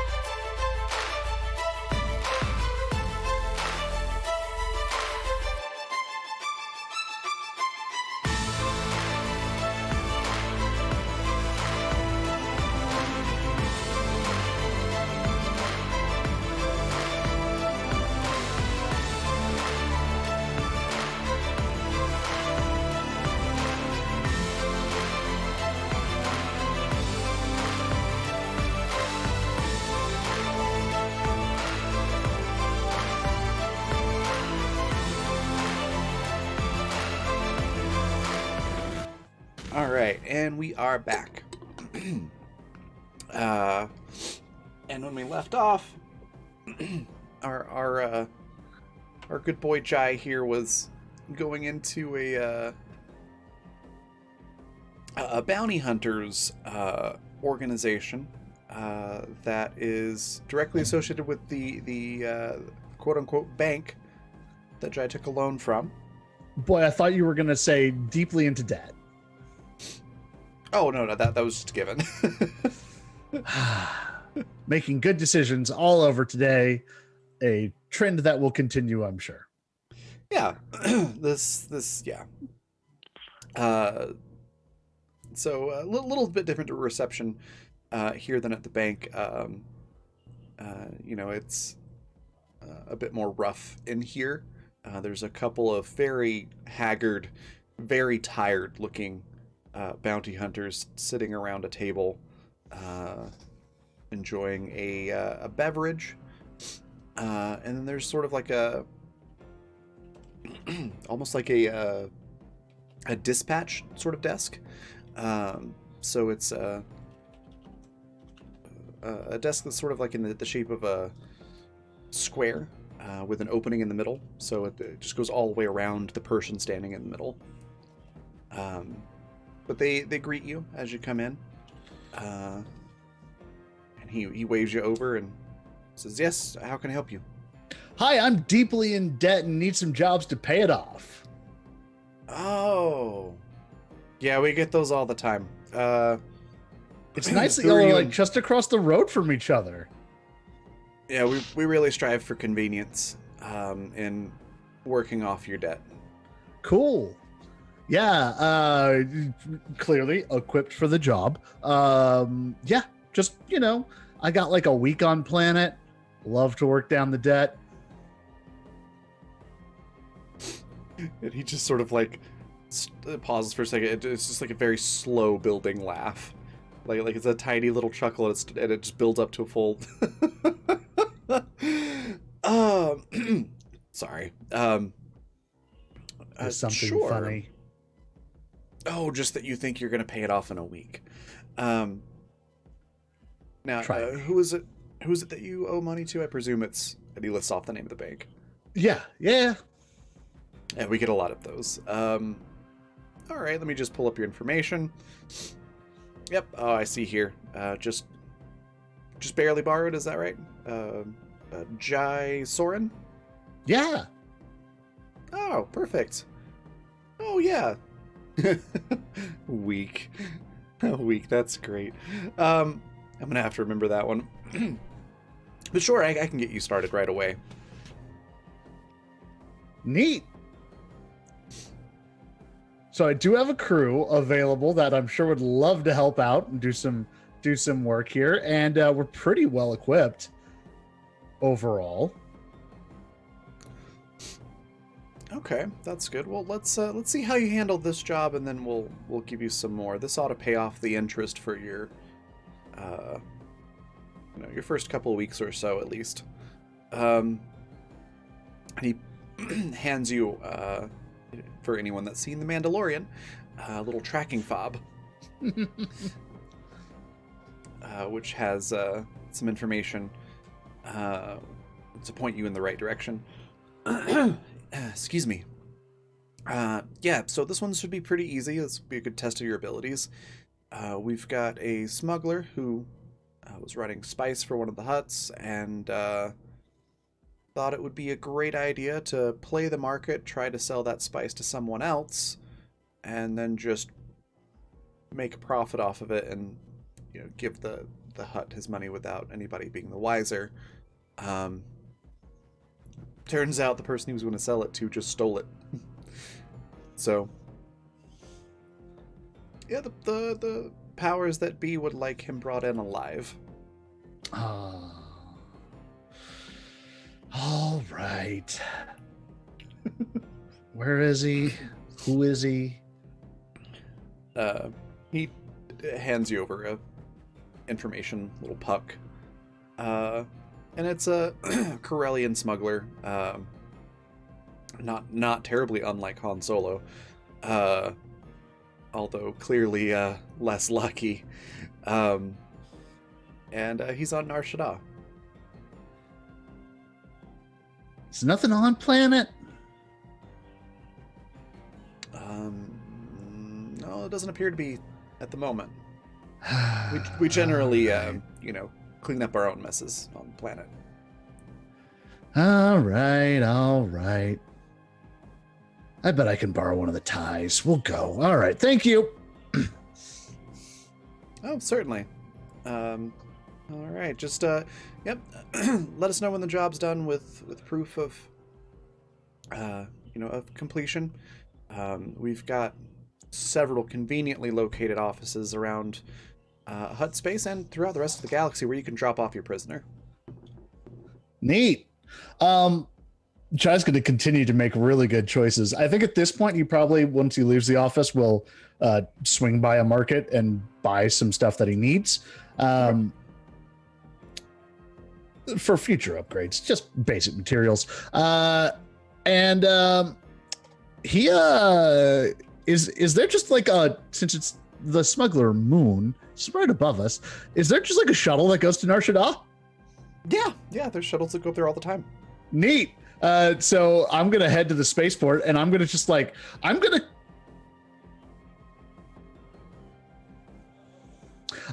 calm Anaka. Okay. Interesting. Hey, Naka. Yes, what can I do for you? How would you like to go to Nar Shaddaa with me for the afternoon? She effectively ends the comms. Cool. They've now been notified where I'm going, and I'm going alone. Everything is achieved. Off I go. Gonna catch a shuttle up to the moon. It's actually surprisingly clever. For Jai. I was either gonna have backup, or they would know where I'm going. Okay. You did make a good choice going with the shuttle, though. Well, I mean, I wasn't just gonna steal one of y'all's ties. That's rude. It's rude. Glad you recognize that. Oh, I do want to transmit the credits to Utini's cousins. Oh, sure. So Who that is who is closest to Anaka right now? I think you're all on the ship. It's probably Ilse's Ilse's decorating her her tie on the inside. okay. So probably Muxo? Muxo's hanging out in her quarters, feet up on the wall, reading a romance novel on her datapad. Anaka comes to you and knocks on your door. It's open. You knock on the wall next to the door. The door's Yeah. open. Oh, The door's okay, always yeah. open unless she's naked. Gotcha. Yeah, so she just kind of like wraps her knuckle next to where the door would be closed. Yeah. Where did you say you were going, Jai? Nar Shaddaa. Nar Shaddaa. I don't expect me to remember anything because I never remember things. Anaka looks at you, Muxo, and she's like, not that I would typically care, but seeing as we might need a full crew in the future to do whatever it is that Bevan needs us to do, I feel like I should And inform we're you bored. that... What? And we're bored. Yeah. I feel like I should inform you that Jai just sent me comms asking if I wanted to go to Nar Shaddaa with him and do with that what you will. It is effectively none of my business anymore. And she turns and leaves.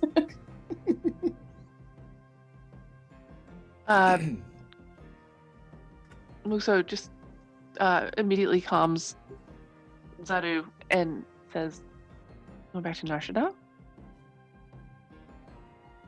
What? Jai just skipped out for no reason after excitedly running off the ship and then coming back and giving a tour to some strangers and then running back out again. He's now left the planet. You want to go?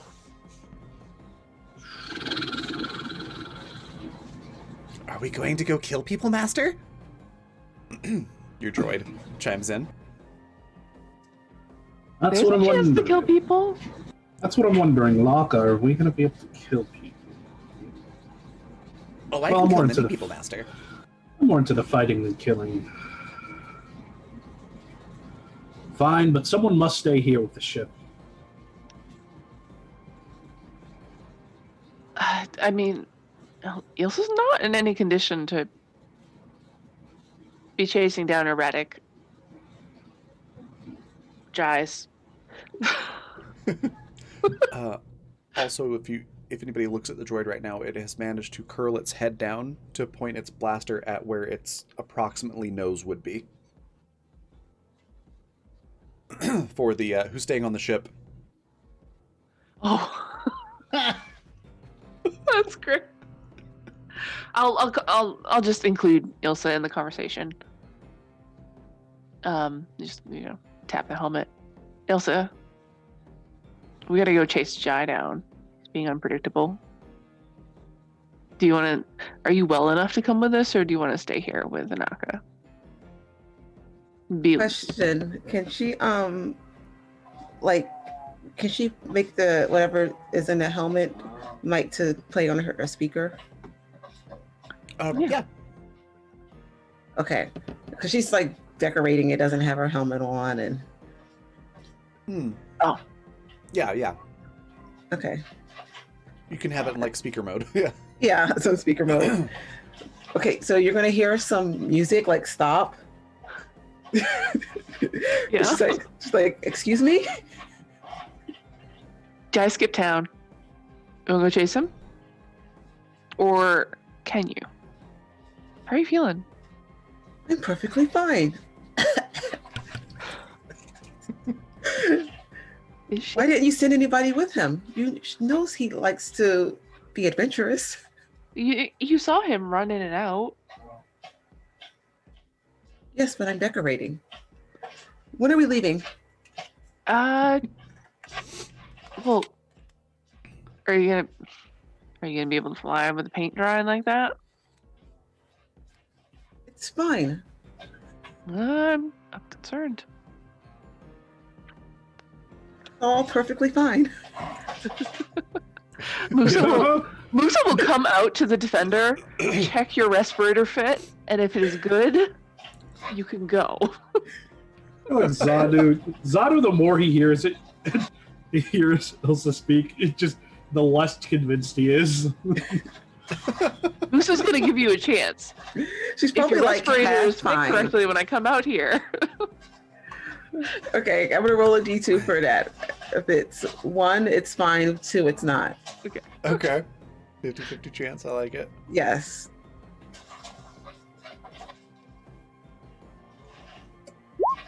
Okay, so it's fine.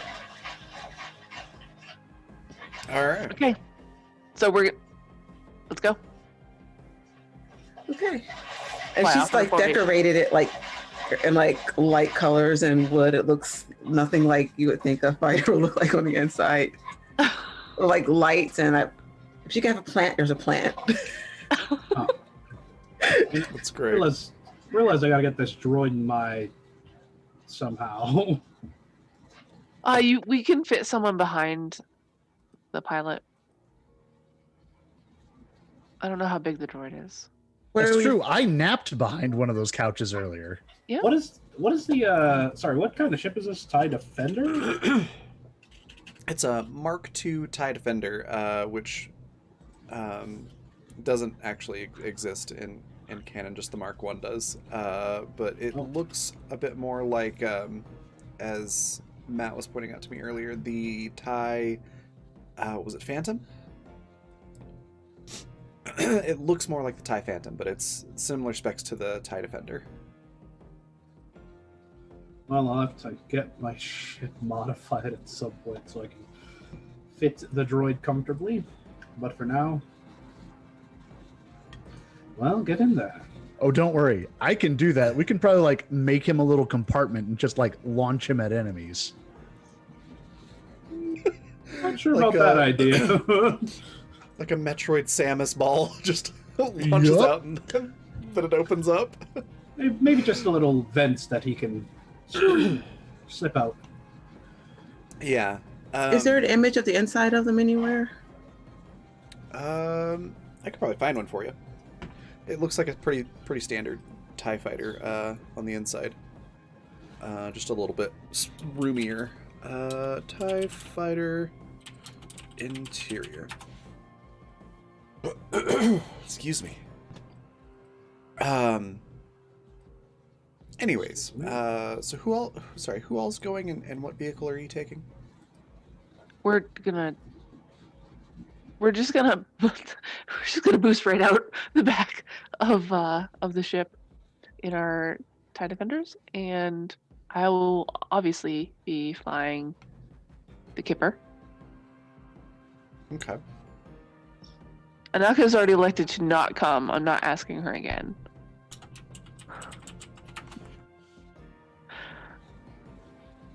Okay. So I'm trying to find the right picture because there's a picture from Rebels where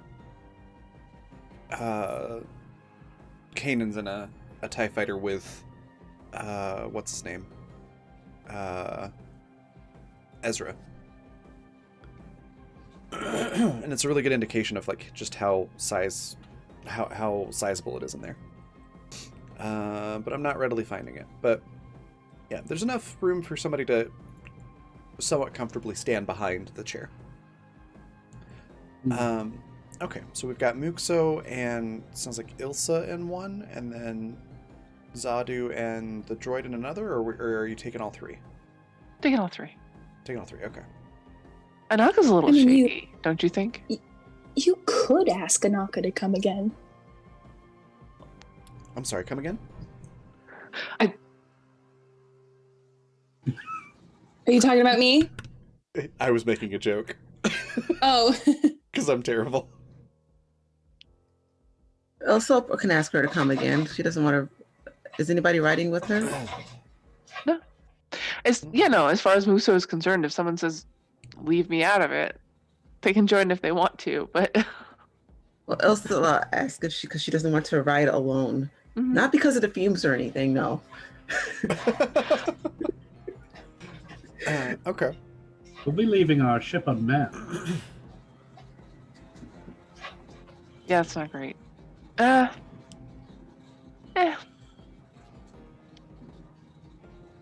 until they are like fully in flight does she hit the communicator Okay. to Jai. Hi. What are you doing? Going to Nar Shaddaa? You didn't ask me Do I have to? to come with you. Oh.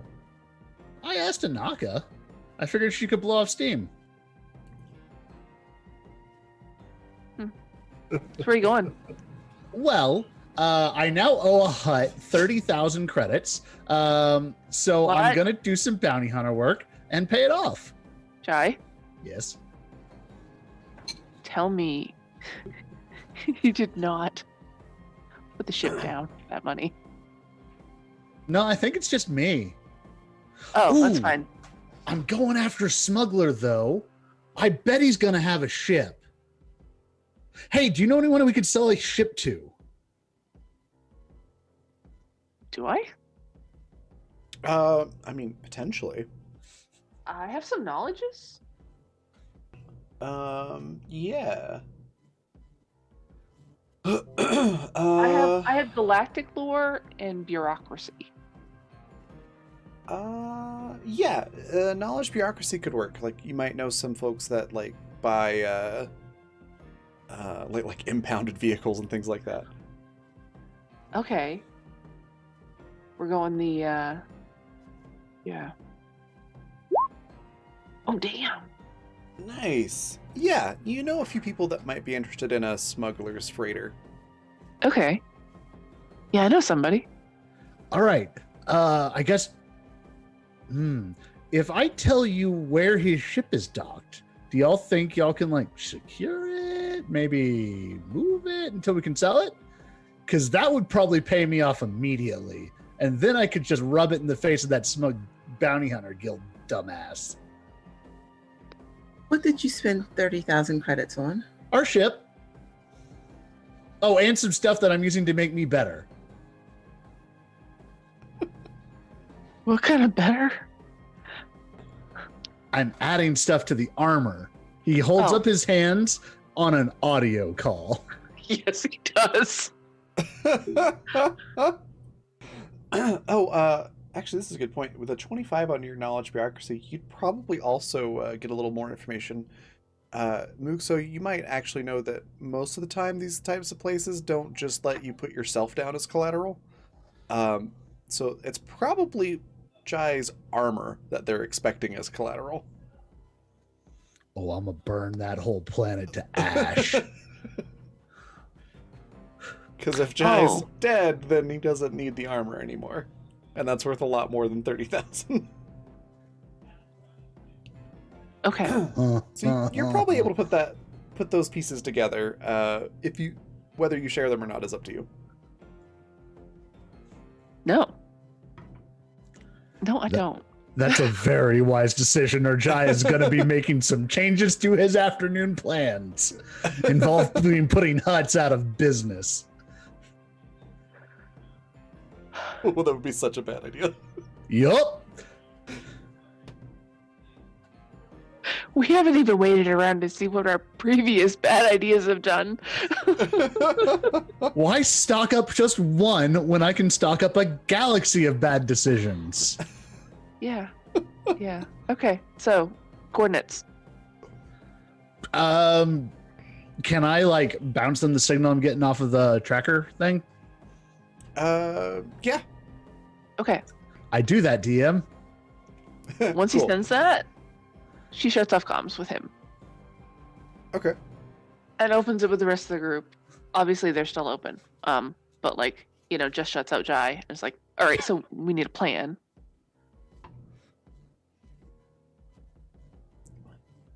Our ship that we're leaving totally unmanned. So we're gonna go to this place and we're gonna help Jai do this because he kind of put himself on the line to improve the ship, which we all like being in, and we're bored. I mean, I'm not bored, but also he put all this money down. So what if we all go and come back to no ship? In which case, him spending all that money would be null and void. I'm feeling pretty good about the ship still being there when we get back. And if not, we'll just steal another one. Okay, I'm gonna turn around and go back now. All right. From behind you, you hear, "But Master, what about shooting people?" Well, if I could hand you over to Mookso, I would, but I thought I was the reckless one. It's a different brand of reckless. Look, I know that these are Utini's cousins, and they're not going to cross Utini. Yeah. The droid, Locke, seems to be somewhat upset. It says, "But you said we'd be able to go shoot people."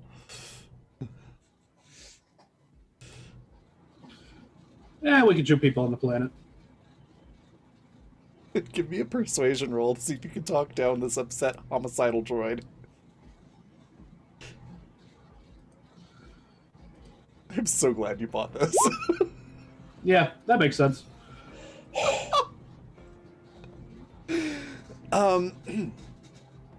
It isn't able to stand up super well inside of this TIE fighter, but it does manage to do so, and you hear blaster cannons charging, and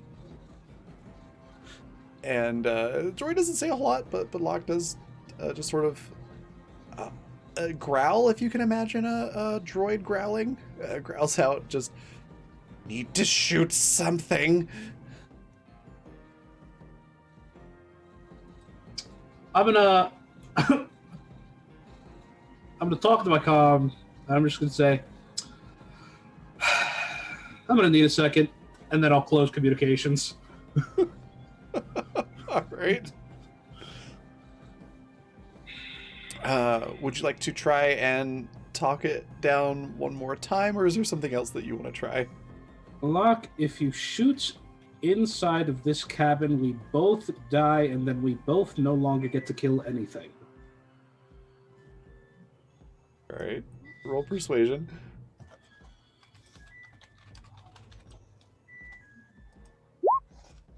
Of course not. Would you like to use a force point or a d6? Force.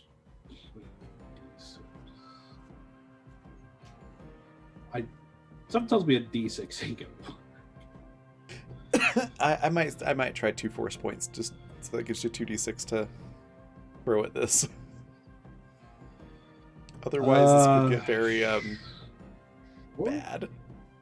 I guess. How do force points work? I've never used them. They're basically d6s that you can just use as many as you need to on a roll, and then they reset at every level. So they're a finite resource, but they do refill when you level up.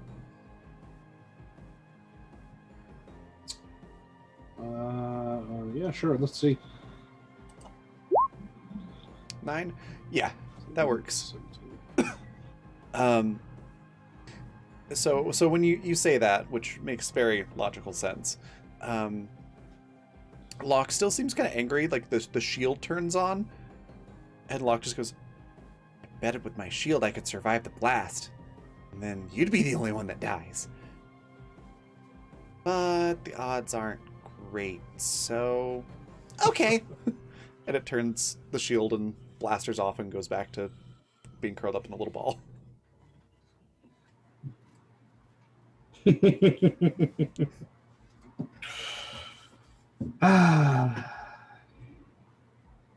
a great purchase. Oh, it is. It is. I love it. We're a strong crew making strong decisions. Yep. All right. So speaking of decisions, I think we're actually do you two actually want to try to be stealthy this time? Or are you back on comms with us? Oh yeah, it probably should be, huh? Are we I'm gonna, not. are we gonna go for stealth this time? Like just park and run in? And I assume I did Naka- not mention that the guy needed to be alive. Did not say that. No, that's I true. didn't. I would think I was intending for y'all to just take his ship, but I also didn't really communicate that. So just so I'm sure that I'm on the right page, Anaka did end up going with Ilsa, right? I don't know. I didn't know if you were asking her to go. Yeah, she Elsa was asking her to go. Well then, yeah, sure. Okay. Yeah, Ilsa was saying that because of the breathing, she'd really Hey. like to have you along. Did we lock? Did we lock the ship up? I would assume so. So Muxo's asking about a stealth plan, which I think Anaka might have something to say about.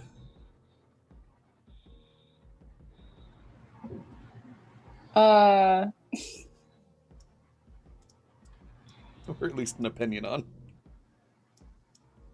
She would probably just say like,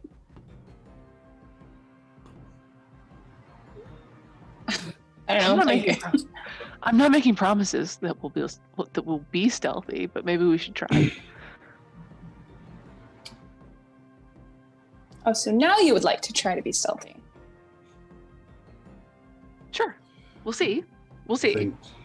I think this is You can an only apt be time. stealthy until you're not anymore. Well, this is an apt time to mention, Locke, kind of loves murder.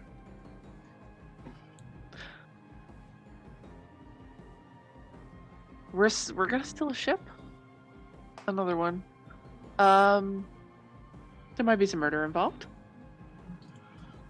Yes. Droidka, how can I put this gently, is not a quiet robot.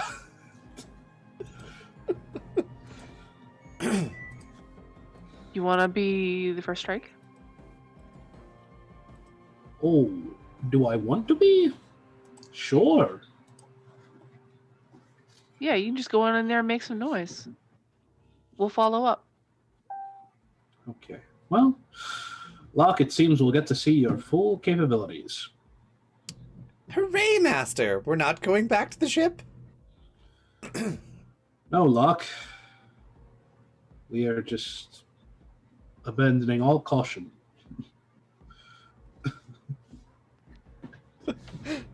I apologize for this in advance.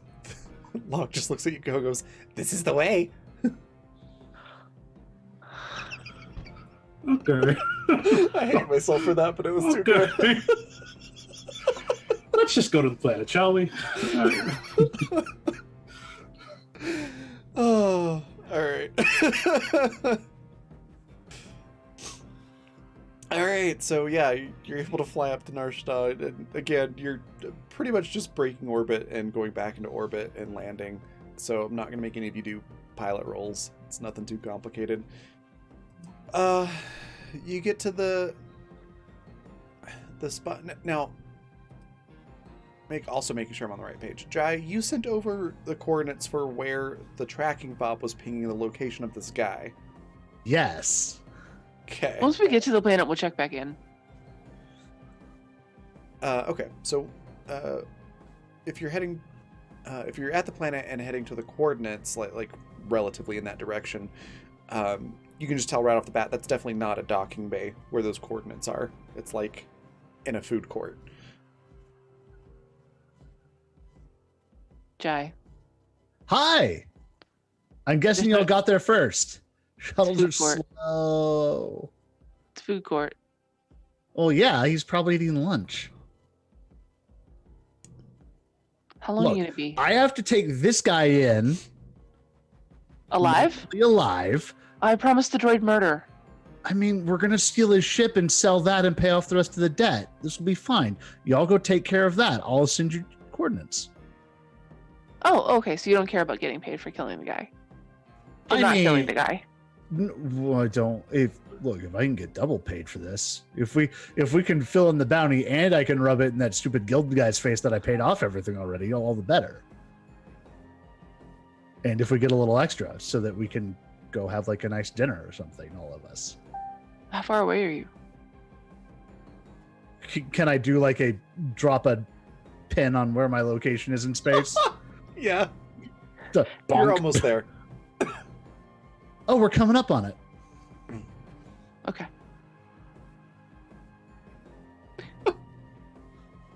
One hour. We'll wait 1 hour. Sounds good. Okay. And Raven, by wait 1 hour, I meant, and then check back in to see if you left the food court. Oh, okay. I assumed Jai knew that, but that is what I intended. That is not what Jai is going to take from that message, but that's perfect for what this family is about to do, apparently. Oh my god. I do love our crew. We're wonderful. We're delightful. You are. I'm so excited for when Bevan finds out all about this and goes, I literally cannot leave you alone for one day. Give us more. Keep us busy, Bevan. Can I find somewhere to dock though? Yeah, there's plenty of landing ports that you can request a spot and they'll tell you which one to land on. Yeah, seems to me it might be better if Zadu and Locke are already on the ground. Yeah. You get one and you're like on the excuse me, goodness. You're on the east side of the food court where those coordinates are.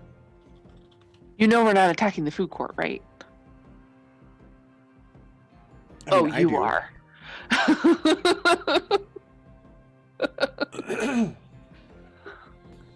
All right. Not doing anything. So yeah. So Zadu and Locke, you're able to land. You're on the east side of the food court. can do whatever you'd like. What about everybody else? I. Oh, it's gonna be an hour. I don't want to be seen anywhere around here. Okay. Is there any?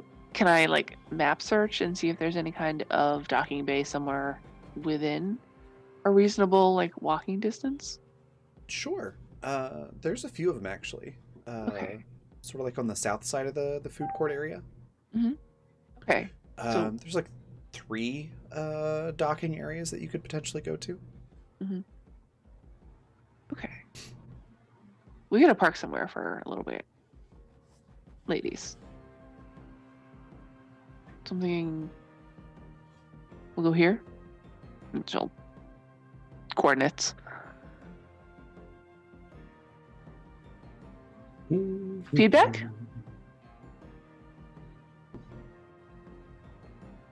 Ilse? Anaka?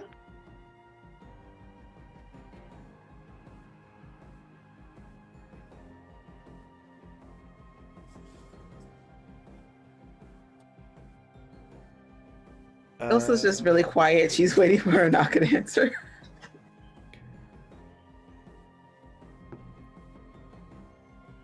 Sorry, I heard you say my name, but I was away from my computer for a second. Oh no. I'm here though. What was the question that you asked? Sorry, Muxa? We're gonna wait an hour for Jai to get here. He's not here yet. So I'm thinking of parking over here. I mean, it's probably just as good an idea as any. Go ahead. So I'm assuming Ilse will follow the Kipper. Okay. Yep. Yeah, you're able to land, no problem. You still got like 50 minutes to go. Is there anything that needs to be done during that hour, or should we fast forward?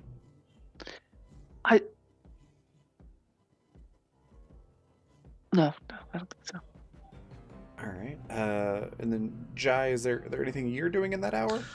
I don't. I think probably the one thing that I could do is attach a bipod to my rifle, because everything else will require me to actually like have a workbench.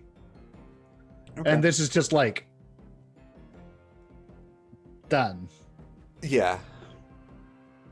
Okay. Yeah, after about an hour, the tracking little thing shows that this person's moving away from the food court towards the the docking areas. Did we choose the right one? You don't know. Only Jai is really able to see the active pinging. It's just so you just have the coordinates of like last seen essentially. Okay, so I'll check him with Jai. Where are you? Where he's headed. Where am I? Wherever you would like to be in the vicinity of the food court area. Oh, is it an open air food court? Yeah. I'm on a building overlooking it, and I have my gun and rifle in sniper configuration. Because Okay. they said alive, they didn't say able to walk. And Jai is just a pragmatist at heart, and you don't need 2 legs to be alive. Oh, if you're there, then Zadu's probably gonna contact you and be like, "We can coordinate an ambush." Cool. I need him alive. Yeah. Oh, okay. Hold on one second. We're about to do some dynamic. We're about to do some dynamic plan adjustments. Hold on one second. Do I see my target? Do a perception roll. Oh boy. Also, Zadu, Locke imitates your laugh right after you. Like, it's definitely very droid-like sounding. Not quite right, but you can tell he's like just trying to imitate your laugh. I got a 12. You follow a guy that looks like him for a little bit, and then realized, oh wait, no, that's the wrong color hair or something like that. Okay. Then I want to get down off the building and just use the tracker to go right up to this guy. Okay. And I've switched my gun back over to normal blaster mode, and I have my flamethrower ready to go if I need to. So I'm gonna, while I'm walking towards him, I'm going to come Zadu and be like, okay, we need to not murder him, and we need to not shoot up this food court, if at all possible. We're definitely going to steal a ship. I'm going to just make him tell us where it is. Then you can go nuts getting that thing off planet. You know, usually I would have something more peaceful to say, but that choice is entirely out of my hands anymore, Jai. So I tell you what, I'll try to be a minute late. Okay. I don't know much about droids, but I get the feeling like I should study up between now and our next real big important mission that Bevan might hurt us for. So you just let me know how much of this personality you want to maintain moving forward, if you want to change any of it at all. Okay, bye. All of it. I wish to keep all of it. Oh, boy. Can we turn off the guns? I don't know. Your droid is making me rethink a lot of my personal attitudes towards things, and I hate it. Can I walk up on this poor unsuspecting person whose life is about to be violently reduced in quality? Quite potentially. So while you're talking, you do notice Yeah, that he's gonna meet us. Yeah. I feel a little bad for him. This person is leaving the food court, coming down this alley, which is right below where you are, essentially. Oh, bad choice, my bro. I'm just gonna drop on him, like Okay. just jetpack right behind him and just like grab him, put him in wall. Give me a stealth roll then. Ooh, I'm pretty good at that actually. Let's see if the dice agree. Yeah, it's pretty good. Let's see. This guy is a little paranoid, but not paranoid quite enough to notice you. Excuse me. So yeah, you are able to drop right behind him and grab onto him. What do you do? So I've got him, and it's just like gun right to ribs, and just like push him against the wall and just be like, "Hey, bud. So this day gets to go one of two ways for you." And he's just like, I don't have any credits. Don't hurt me. Neat. You're a smuggler, right? Allegedly. Cool. That means you have a ship, right? I mean, I used to. Oh, that's a bad answer, buddy. You should start talking a little bit faster. I mean, I did, but then I was trying to raise money to pay off the Huts, and may have played some poor hands of Sabak. Cool. What was it called, and where is it parked? So he gives you the name, and it's some very flowery sounding name, and like just makes it sound like this grand old smuggling ship. Oh, it's gonna be a rust bucket, isn't it? Yeah.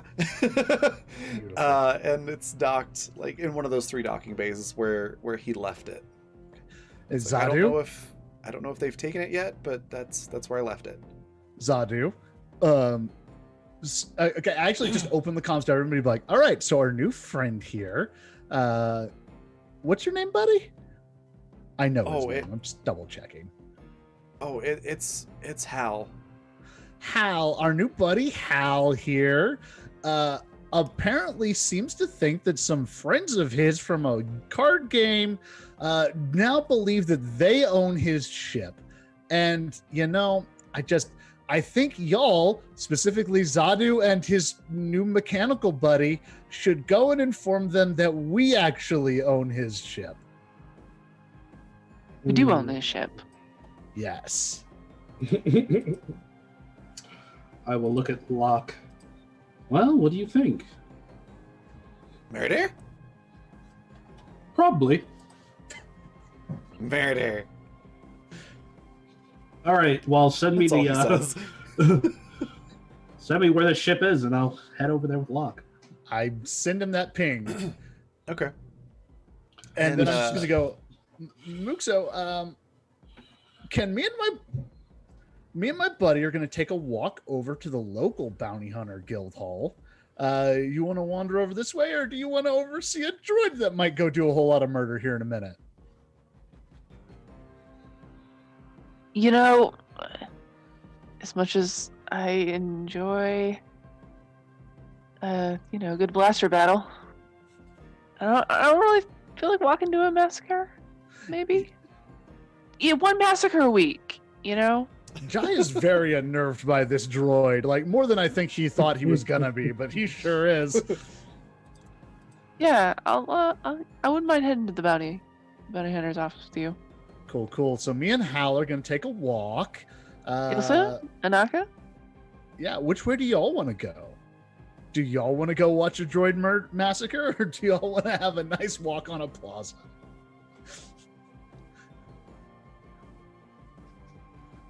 Hey, man, you started this, all right? Oh yeah, I know. We're just finishing it.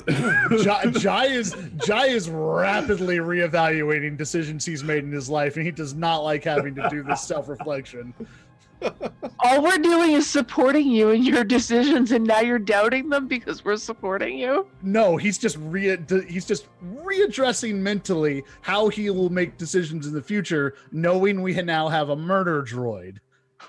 He hadn't done that math yet. So Vanessa, any preference on where you want to go? Anaka basically just asks, like, why don't we just trash the droid? Why do we even have this? That's essentially her thinking. I mean, if you want to try that, you go right ahead. Where did this droid even come from? I bought it.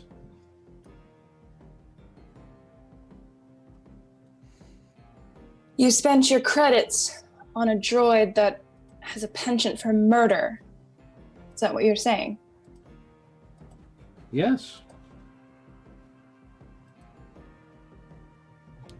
Well, then that sounds like a you problem. I'm gonna go the other way.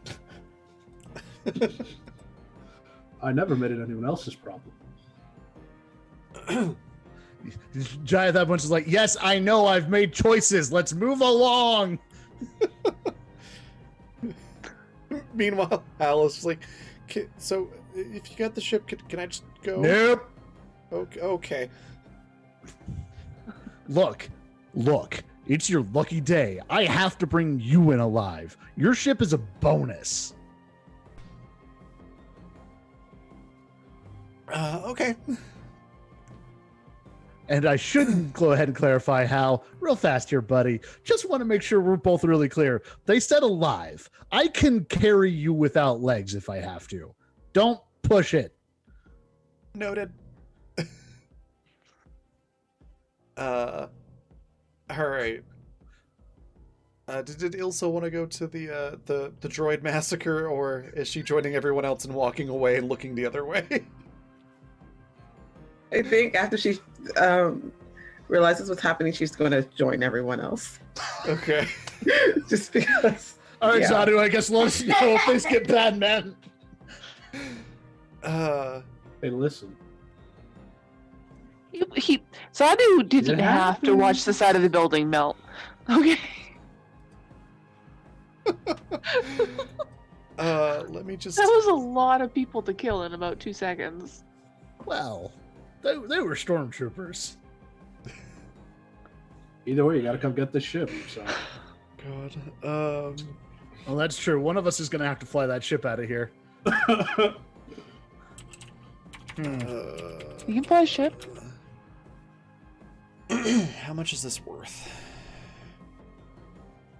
I just need you to say a number that is above 30,000 credits. It's definitely. No, it's a rust bucket. Okay. Yeah, I got a number. Okay, then since Zadu and Locke are the only ones that are really going to be participating in combat, I'm not going to make you go through a bunch of combat rolls and everything, because the people you're going up against are no match for you. So, Par, if you would like to describe how Zadu and Locke come literally rolling up to this docking bay with the shuttle and about 5 guys standing around looking at it. Oh, how do they roll up? Well, Zadu stands back and says, "All right, go have fun. Just those 5." Yay! It just goes rolling up to the middle of all of them, and they're all like, "What the hell is going on? What is this?" And then it, Locke starts playing like the Star Wars equivalent. Wow, words. Star Wars equivalent to Pop Goes the Weasel. And at Pop, it breaks out of ball mode and just starts shooting in a circle while laughing. It's like those old gangster movies with the guy with the Tommy gun laughing as he's just shooting everything indiscriminately. Like, that's what this droid's doing. Merry Christmas, you filthy animals. Yeah, a lot like that. And yeah, shortly after, there are now 5 bodies on the floor, and the droid powers down his weapons and everything, goes, "All done, Master! That was fun." I would like to. I'm going to calm the group really quick and say, I must disagree with all of you. This was a very wise purchase. And then I'm going to check out this ship. Hey, maybe give me like ID chips off of those 5, and we can see if they had any like bounties that want them dead. Maybe. It's going to be a little hard to find. Oh.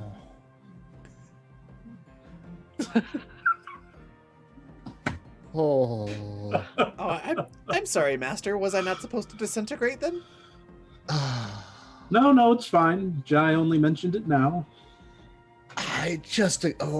It just at least we have a ship. Okay, cool. We can take. How rough does the ship look? It looks rough. From what you can figure out, it's like a converted Lambda class shuttle. $2. It's just been converted into like a tiny freighter. It looks pretty beat up. But if you look at your like, your like Leia Blue Book guide, it says it should be worth around 120,000 credits actually. Nice. Well, Jai, you're going to be flying this because I am just not going to. I'm going to be honest. I'm not going to touch this ship. Well, I mean, you have a tie. I figured either myself or I'd find some way to talk Anaka into doing it. Muxo, do we know anyone who can buy a ship? Yeah. Yes. Neat. Yes. Are they here, or do we have to go somewhere? If we don't have to go anywhere, bonus points. They're on Nalhada. Oh. Which is where we just came from. Yeah. Yeah. If I remember right, Nar Shaddaa is actually like the moon of Nalhada, or one of the moons. Oh, okay. It's real close. That's the shuttle. Okay, got it. Great. I'll call him up. Okay. I'm trying to think of like. Is this like a what this business person might look like. association? Yeah. Yeah. Sort of like a like an. So I'll treat adjacent this as business if to I was like bounty making an hunting. appointment or something. Yeah, I Okay. think it's probably be like an adjacent business to bounty hunting. So like they just buy up the ships that are left over when there's a bounty on somebody and they don't come back, and then nobody really owns the vehicle anymore. What if I had sold 2 missions ago, let's say, I had been out with a bunch of other mercenaries, like lower level, obviously, and there was some malfunction with their ships, and so I wound up bringing them in because they died. And that's how I know them. Yeah. Okay. Yeah, that would work. Okay. Yeah, they you don't even have to like wait for an appointment or anything like that. They just sort of like transfer you to the person that you talked to last. Mhm. And yeah, they answer the call and are like, "Hey, Muxo, what brings you or I guess what has you calling in today?" I've come into another ship. Oh, wow, you go through those quick. I know. All right. Shockingly quick. And Musa was actually laughing a little as she says that. Well, hey, our policy, no questions asked. So, all right. What? Well, I mean, I guess I do have to ask some questions. What type of ship is it? Oh, she'll list off the ship. Oh, okay. Yeah, these have been surprisingly in a little bit more demand lately. Really? They don't look like much, but they're decent little cargo carriers. Are they in Let's short see supply? here. No, not terribly. Short supply. There's a, with the Empire falling apart, there's a lot of these Mhm. floating around, but they're gaining popularity. Let's see here. Retail value, 120,000. Let's see. Do you have images of the vessel? Which you can get from Zadu. Yes. Yep, sending them over. I'm gonna wait. I'm going to, as I'm sending them over, I will be making sure that registration codes are not showing. Okay. I do wanna have Locke pose in each picture. So Yes, absolutely. So I Absolutely. took pictures of the ship, but Locke is just in all of them. And it's selfies. Yep. Perfect. And Yes. yeah, Locke is definitely posing for each one. There's like the droideka version of a dab, like with the laser guns. Mhm. There's one where it just looks like he's giving finger guns to the camera. Okay. That 500 credits that Muso contributed has already had an influence. Yes. And one like raising its arms in like victory. So on the other end, you're, that's a very peculiar droid you have there. But okay, let's look at the ship itself. This is a little banged up. Probably won't get full value for it, but taking into account that we'll have to resell this, so we obviously can't give you the full value. I can give you about 60,000 for this. Great. Can you take it today? Let's see. Yep, we should be able to fit you into receiving. That'll be our last appointment that we take today. Great. Can I bring you anything? I mean, like, It's just doing the Midwestern thing. yeah. Yeah. Don't usually get asked that a whole lot. Well, you know, I don't get a whole lot of fresh fruits over here. Oh, we just picked something up. Is it today? This morning? Yes, it is this morning. Yeah. It's been a busy day, all right? It's been a busy couple days. It's been a busy couple days, and you're all probably a little bit sleep deprived, except for Jai. Luxo didn't even get one chapter into her novel. Look, now we're going to have a more capable ship, and we can all just sleep for a week. Why do you think she's Yeah. not haggling?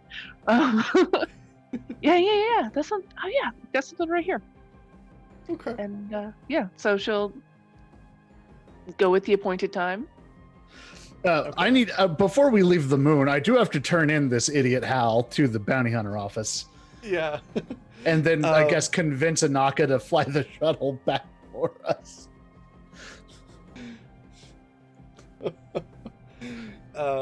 Muxo's not necessarily going to tell them how much they're getting. As Jai is still just like, as long as it's 30,000, we're fine. I don't care. Yeah. I don't want the extra. Oh. I'm set. I'm good. 30,000 isn't going to cover it. I'm getting like a week or two of interest from this guy. If they try to give me any guff of repaying on the same day the amount I just took out plus a little extra, I will put blasters into them. That's not true. I will argue with them loudly. Okay. Those are the cities from the Huts you're dealing with on their planet. Yeah, I'm getting them 2 weeks of interest for 18 hours. This is going to be the best return they've ever had. Yeah. I'm going to be their best customer. All right, let's get this guy in here so we can go get our money. Yeah. Yeah. All right. So yeah, we'll fast forward a little bit. You get the you turn the guy in, no problem. They send the money to the bounty hunter organization. Not to you. Yeah, no, I know. I'm fine with this. This is so far this day is going exactly to Jai's best hopes minus a murder droid, but it worked out.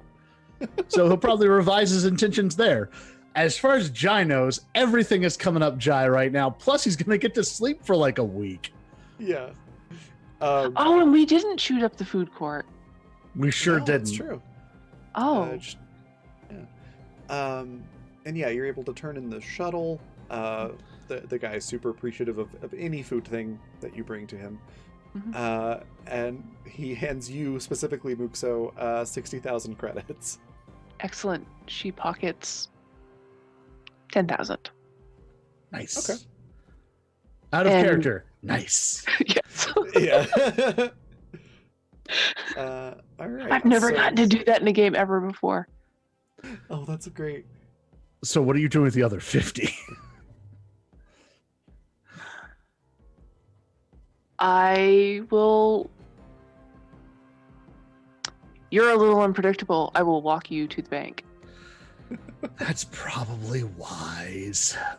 Yeah. All right, so with Muxo, at least, I want to go back to the bank first. We're going to go to the Okay. bounty hunter hall after this. Sorry, what's playing in my head is I can't remember the episode. But if anyone's ever seen Archer, there's an episode where Ray's like, "There's a safe back there with $40,000 in it." I feel like that's what just happened. Yep. I got 50,000 credits. Yeah. And Jice is like, bonus. Yeah. All right. It's a tough market. Yeah. So if you're able to go to, are able to go to the bank, and the lady's like, "Oh, yes. How can I help you? See, you brought a friend. Did you also need a line of credit?" No. Thanks. So you already got one transfer from the Bounty Hunter Guild today. Oh yes, that covered the account opening fee, the interest for the first week, and a couple other fees. Jai's hands are just like slowly dropping as she mentions fees. It's just like, I'm gonna have to be mean to a person today, and I am not emotionally prepared for that right now.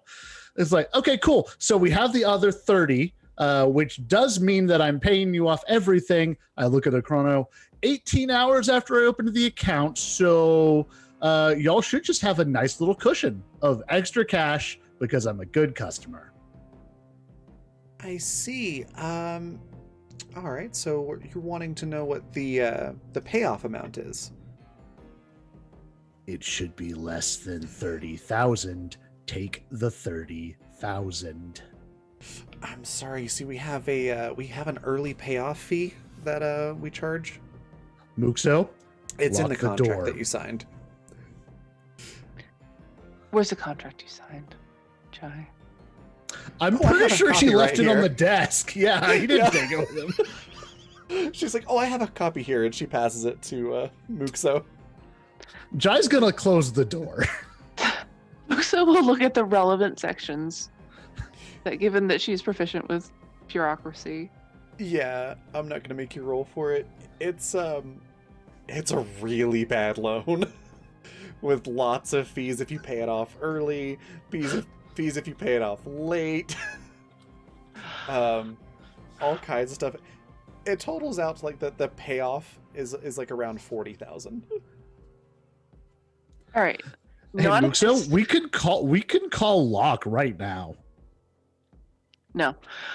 Not at this bank. I'm gonna go to some other bank and set up an automated payment for the best possible payment option. So Okay. that it's just 40,000. Okay. Well, I mean, it would be 30. I guess, yeah, it would. At that point, it would still be more than 30,000. There's got to be an automated payment system. I know this thing was written in the 70s, but No one uses it, but it definitely exists. They don't Yeah, advertise it. we're gonna can give do this it. bank a teeny tiny little trust fund. Gotcha. Yeah, they basically, the way it works out, you can either do that, and that will help Jai's credit, or you Good. could just pay it off, and it's the same amount either way. Oh, it how is. Is how it works out. It's going to be 40,000 either way. Oh, can we essentially. just pay this lady, please? You can learn about budgeting later. Sure. Jai's just like thumbs up, and at the same time, like puts his gun back on his back. He was about to Oddly go enough- find a hut. Oddly enough, which I'm not sure if this would be more confusing, just of not any interest at all, or concerning to Jai, but the lady seeing you do all of this was not one iota concerned. I don't know how Jai would take that. I don't know if he would notice. Yeah, that's what's like. It's Jai, so I don't know, but I think that would be concerning to most people. Can we get a receipt, ma'am? Why, certainly, I'd be happy to give you a receipt. And she like prints off a thing and also sends it to your pad, so you've got a digital and physical copy. It's like, there you are. Thanks you so much for doing business with us. Jai, Yes. don't sign any more contracts. No. I really want to be like jolly with you and like have a good time. But I need you not sign any more contracts. Hey, guess what? What? So, our ship is going to have an area to hold prisoners. It's going to have a magnetic grapple underneath it. And we get a really awesome workshop where I can work on droids and guns and armor and stuff. And right now, you and I get to go rub this bill for a completed loan in the face of a dumbass at a bounty hunter hall Yeah.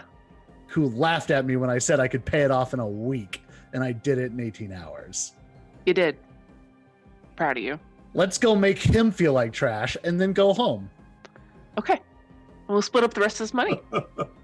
I don't need any of it. I'm fine. Give it to the crew because I made them really have to deal with my nonsense. I need to rethink how I make decisions with a murder droid around, don't I?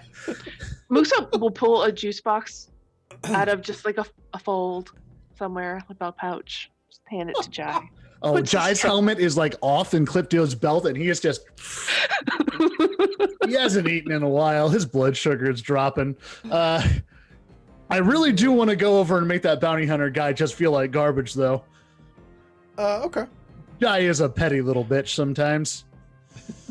Yeah, you're able to head over there. He's still at the office. Hi! Oh, yes, hello. I saw that you completed that bounty. Good job. I take the printed out receipt and I like crease it in the middle and stand it upright in his desk and just be like, you were saying about not being able to pay off this entire bounty in 1 week and I did it in 18 hours? Oh, yes, so you did. Cool. Congratulations. If you have any other actual good jobs and not baby's first bounty, give me a call. We'll be here a week. And I pat him on the cheek and walk out the door. Sipping a juice box the whole time. The look of sheer befuddlement on his face is Finger guns as Muxo leaves behind him. very evident. Like, you have shocked him into silence. Jai He was needs to planning not to be the be- face of this party. Yeah. He was planning on being snooty and saying something, but just all thoughts left, just with this juice box sipping Mando that just patted him on the face. Oh, love it. Okay. So, I think that's a pretty good spot to wrap it up for this week. But I do have a question, which is going to sound disturbing, but it's an important question. We know that Muxo leaves her door open at night. When other people are sleeping, do you have the door closed? And if you so, is it locked?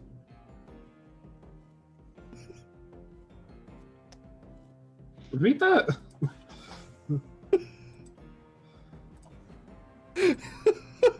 Matt, your face right now. I'm deeply concerned. So She's the middle child of 7 children. That's the door thing. Okay. It's nothing weird. Jai keeps his door shut up until the very moment that the workshop is installed, at which point he has slung a hammock up next to it and Right. probably spends like half his nights there. Okay. This is still definitely night one, so that's not set up yet. But is it locked? No, Okay. it probably might be after tonight, but it's not tonight. Oh, it probably will be. Don't worry. Nothing bad's gonna happen. It's just gonna be creepy.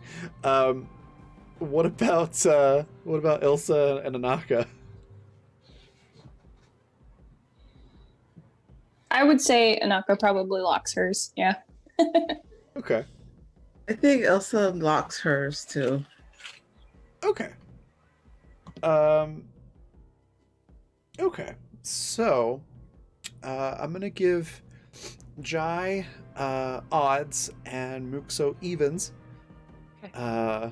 So whichever one it lands on, that's the room this is happening in. Oh, no. We did check the vents, right? It's a 1. Oh no.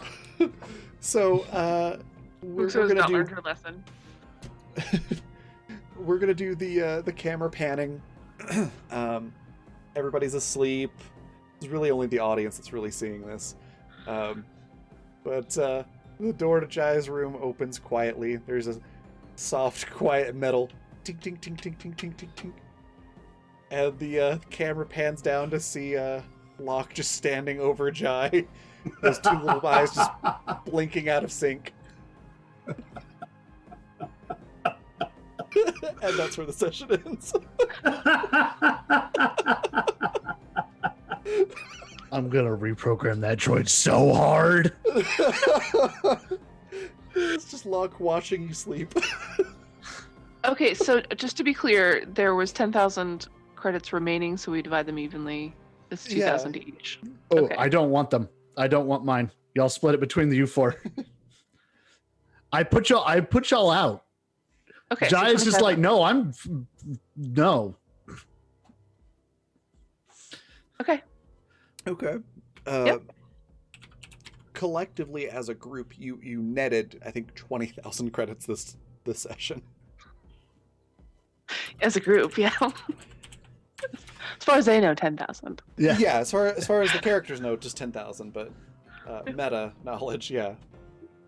All right. She's gonna send most of it home, I figured. probably. All right. Before we go on a raid, we're gonna go around and let everybody say what their favorite part was, where we can find them next, anything else they want to share. We'll go reverse order from the start. So we'll start with Mr. Parr. You can find me tomorrow here on the same channel. I think at the same time, in the same time slot for In the Mouth of the Beast Below. Yeah. Can't believe I got that right first time. You can also find me on mouthful. You can also find me on Twitch. We'll say hey in the chat. And you can also find me on my Twitter at Mr. Par14, which you should see on the screen. Of course. Favorite part? Petty Jive is a lot of fun. It's a lot of fun. Yeah. But I would feel wrong not choosing Locke as my favorite part of this session. That was a lot of fun. Awesome. And then anything else that you wanted to promote or share? Nothing else. All right. We'll hop on over to Matt next. What was your favorite part? Where can we find you? And anything else you want to share? Oh boy. Wow. Favorite part. I really think it was Locke. Like, I had a lot of fun being Jai and being an idiot and making very bad decisions, and then somehow pulling that mess out and having it end up be profitable for everybody. But Locke was kind of the star of this, like, breakout character find of 2021 right there. Right up until he watched me sleep, at which point now I have to delete Locke and build a new personality. But that's more of a Matt thing than a Jai thing. So you can find me next here on this channel on Saturday with Time Travelers, the Time Traveling Monster of the Week game, where I play someone who's not like Jai at all, even a little bit. Oh, that guy's a mess, though. And I am streaming over on Jam Game Streams here on Twitch on Monday, Wednesdays, and Friday mornings. And I have a podcast called Hard Reboot. Me and two friends take a public domain property and slap a fresh coat of paint on it. The episode that's dropping here on the first Friday of February is going to be all about Greek mythology. It's the fourth or fifth in our ongoing series there. We turned Greek mythology into an MCU-style movie cinematic universe. It's a lot of fun. Yeah. Awesome. I may have misspelled the name of the channel, but if you want to throw the Twitch channel out over there in chat, Yes. feel free. And then we'll hop on down to Nikki. What was your favorite part? Where can we find you? And anything else you'd like to share? I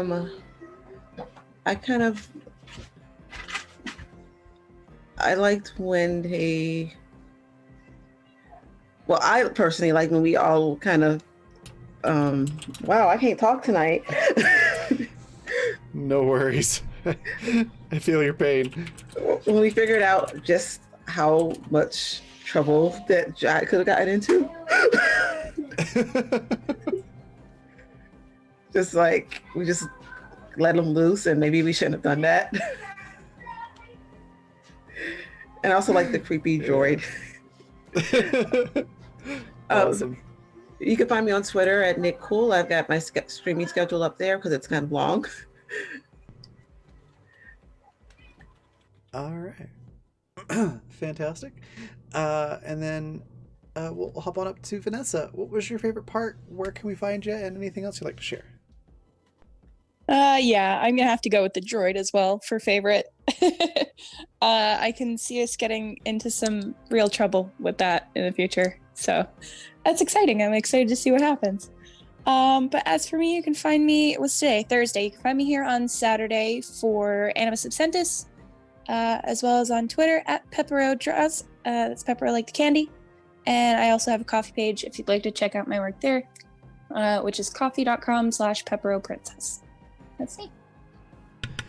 Fantastic. I've got to choose a favorite part now too, which is really hard. There we go.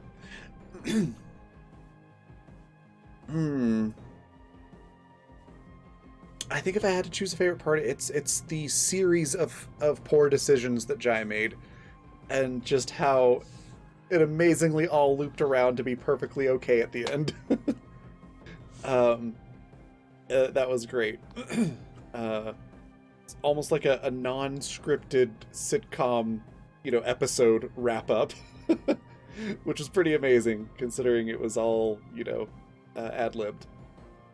So I think that's probably my favorite overall. But everybody had some great moments. I loved Zadu's reaction to Locke. Um, Not the reaction I was expecting, and I love it. I also enjoyed Muxo kind of being the mom of the group for this episode, at least. Be like, here's your juice box. Let me make, here's the band-aids. Mitch making sure everybody doesn't get into too much trouble. And I'm excited to see how Ilsa's TIE Fighter turns out. Because I thought that was really cool. Reminds me a lot of Sabine painting the TIE Fighter in Rebels, which was a really cool episode as well. So I'm really excited about that. I think it's gonna be cool. And then Anaka just being, Anaka with the do you want to go to Nar Shaddaa with me? No. Click. That was great. I really enjoyed that. As for where you can find me next, I'll be playing Mare, a gothy, antisocial superhero sort of character in a how to describe Beyond the Wall.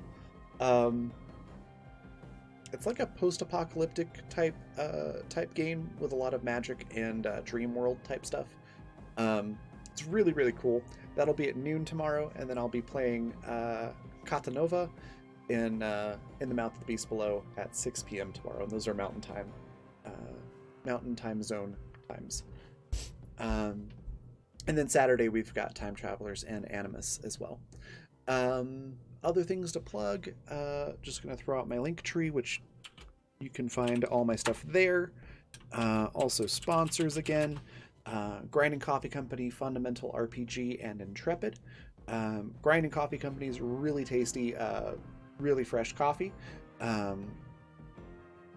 Very cool stuff. Definitely check it out. They roast it right before they ship it, so it's super fresh. Fundamental RPG is the system that we use for Water and Animus this season. We also used it for Hunters of Calamity last season. It is my system, and it's a D20 based game that is really flexible. You can apply it to virtually any genre. And second edition is coming out at the end of February. So if you go to coffee.com/raven/shop, you can get the pre-order price there, which is cheaper than what it'll be when it comes out. And the paperback version price includes shipping, so you don't have to worry about that either. And that'll be available until the end of February, which is when it's set to come out. And then Intrepid is IRL adventuring gear. So it's tabletop themed, outdoors, athletic, and casual wear, as well as accessories like mouse pads and water bottles and things like that. It's really cool stuff. You can check it out at the same site right there in chat. And then other things. LTUE is Life of the Universe and Everything Symposium. Is a convention that I'll be a special guest at February 13th, or 11th, 12th, and 13th. I'll be doing a lot of presentations about streaming and tabletop game design, things like that. If you're interested, if you go to ltue.net, you can find out more about that there. Yeah, that's going to be pretty interesting. Also, there won't be any streams during those dates over here, because I'll be over there doing stuff. And then our raid cry is, "Hi, I'm deeply in debt. I'm here for the bounty hunter job." So we've got that one. Feel free to throw that in chat. I'm just going to make sure we're going into a live channel.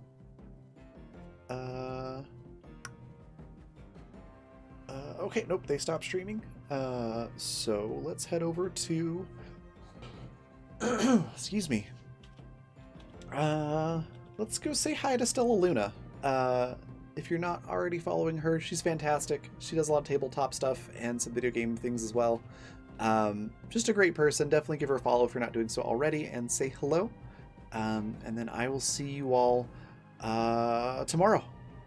Bye, everybody.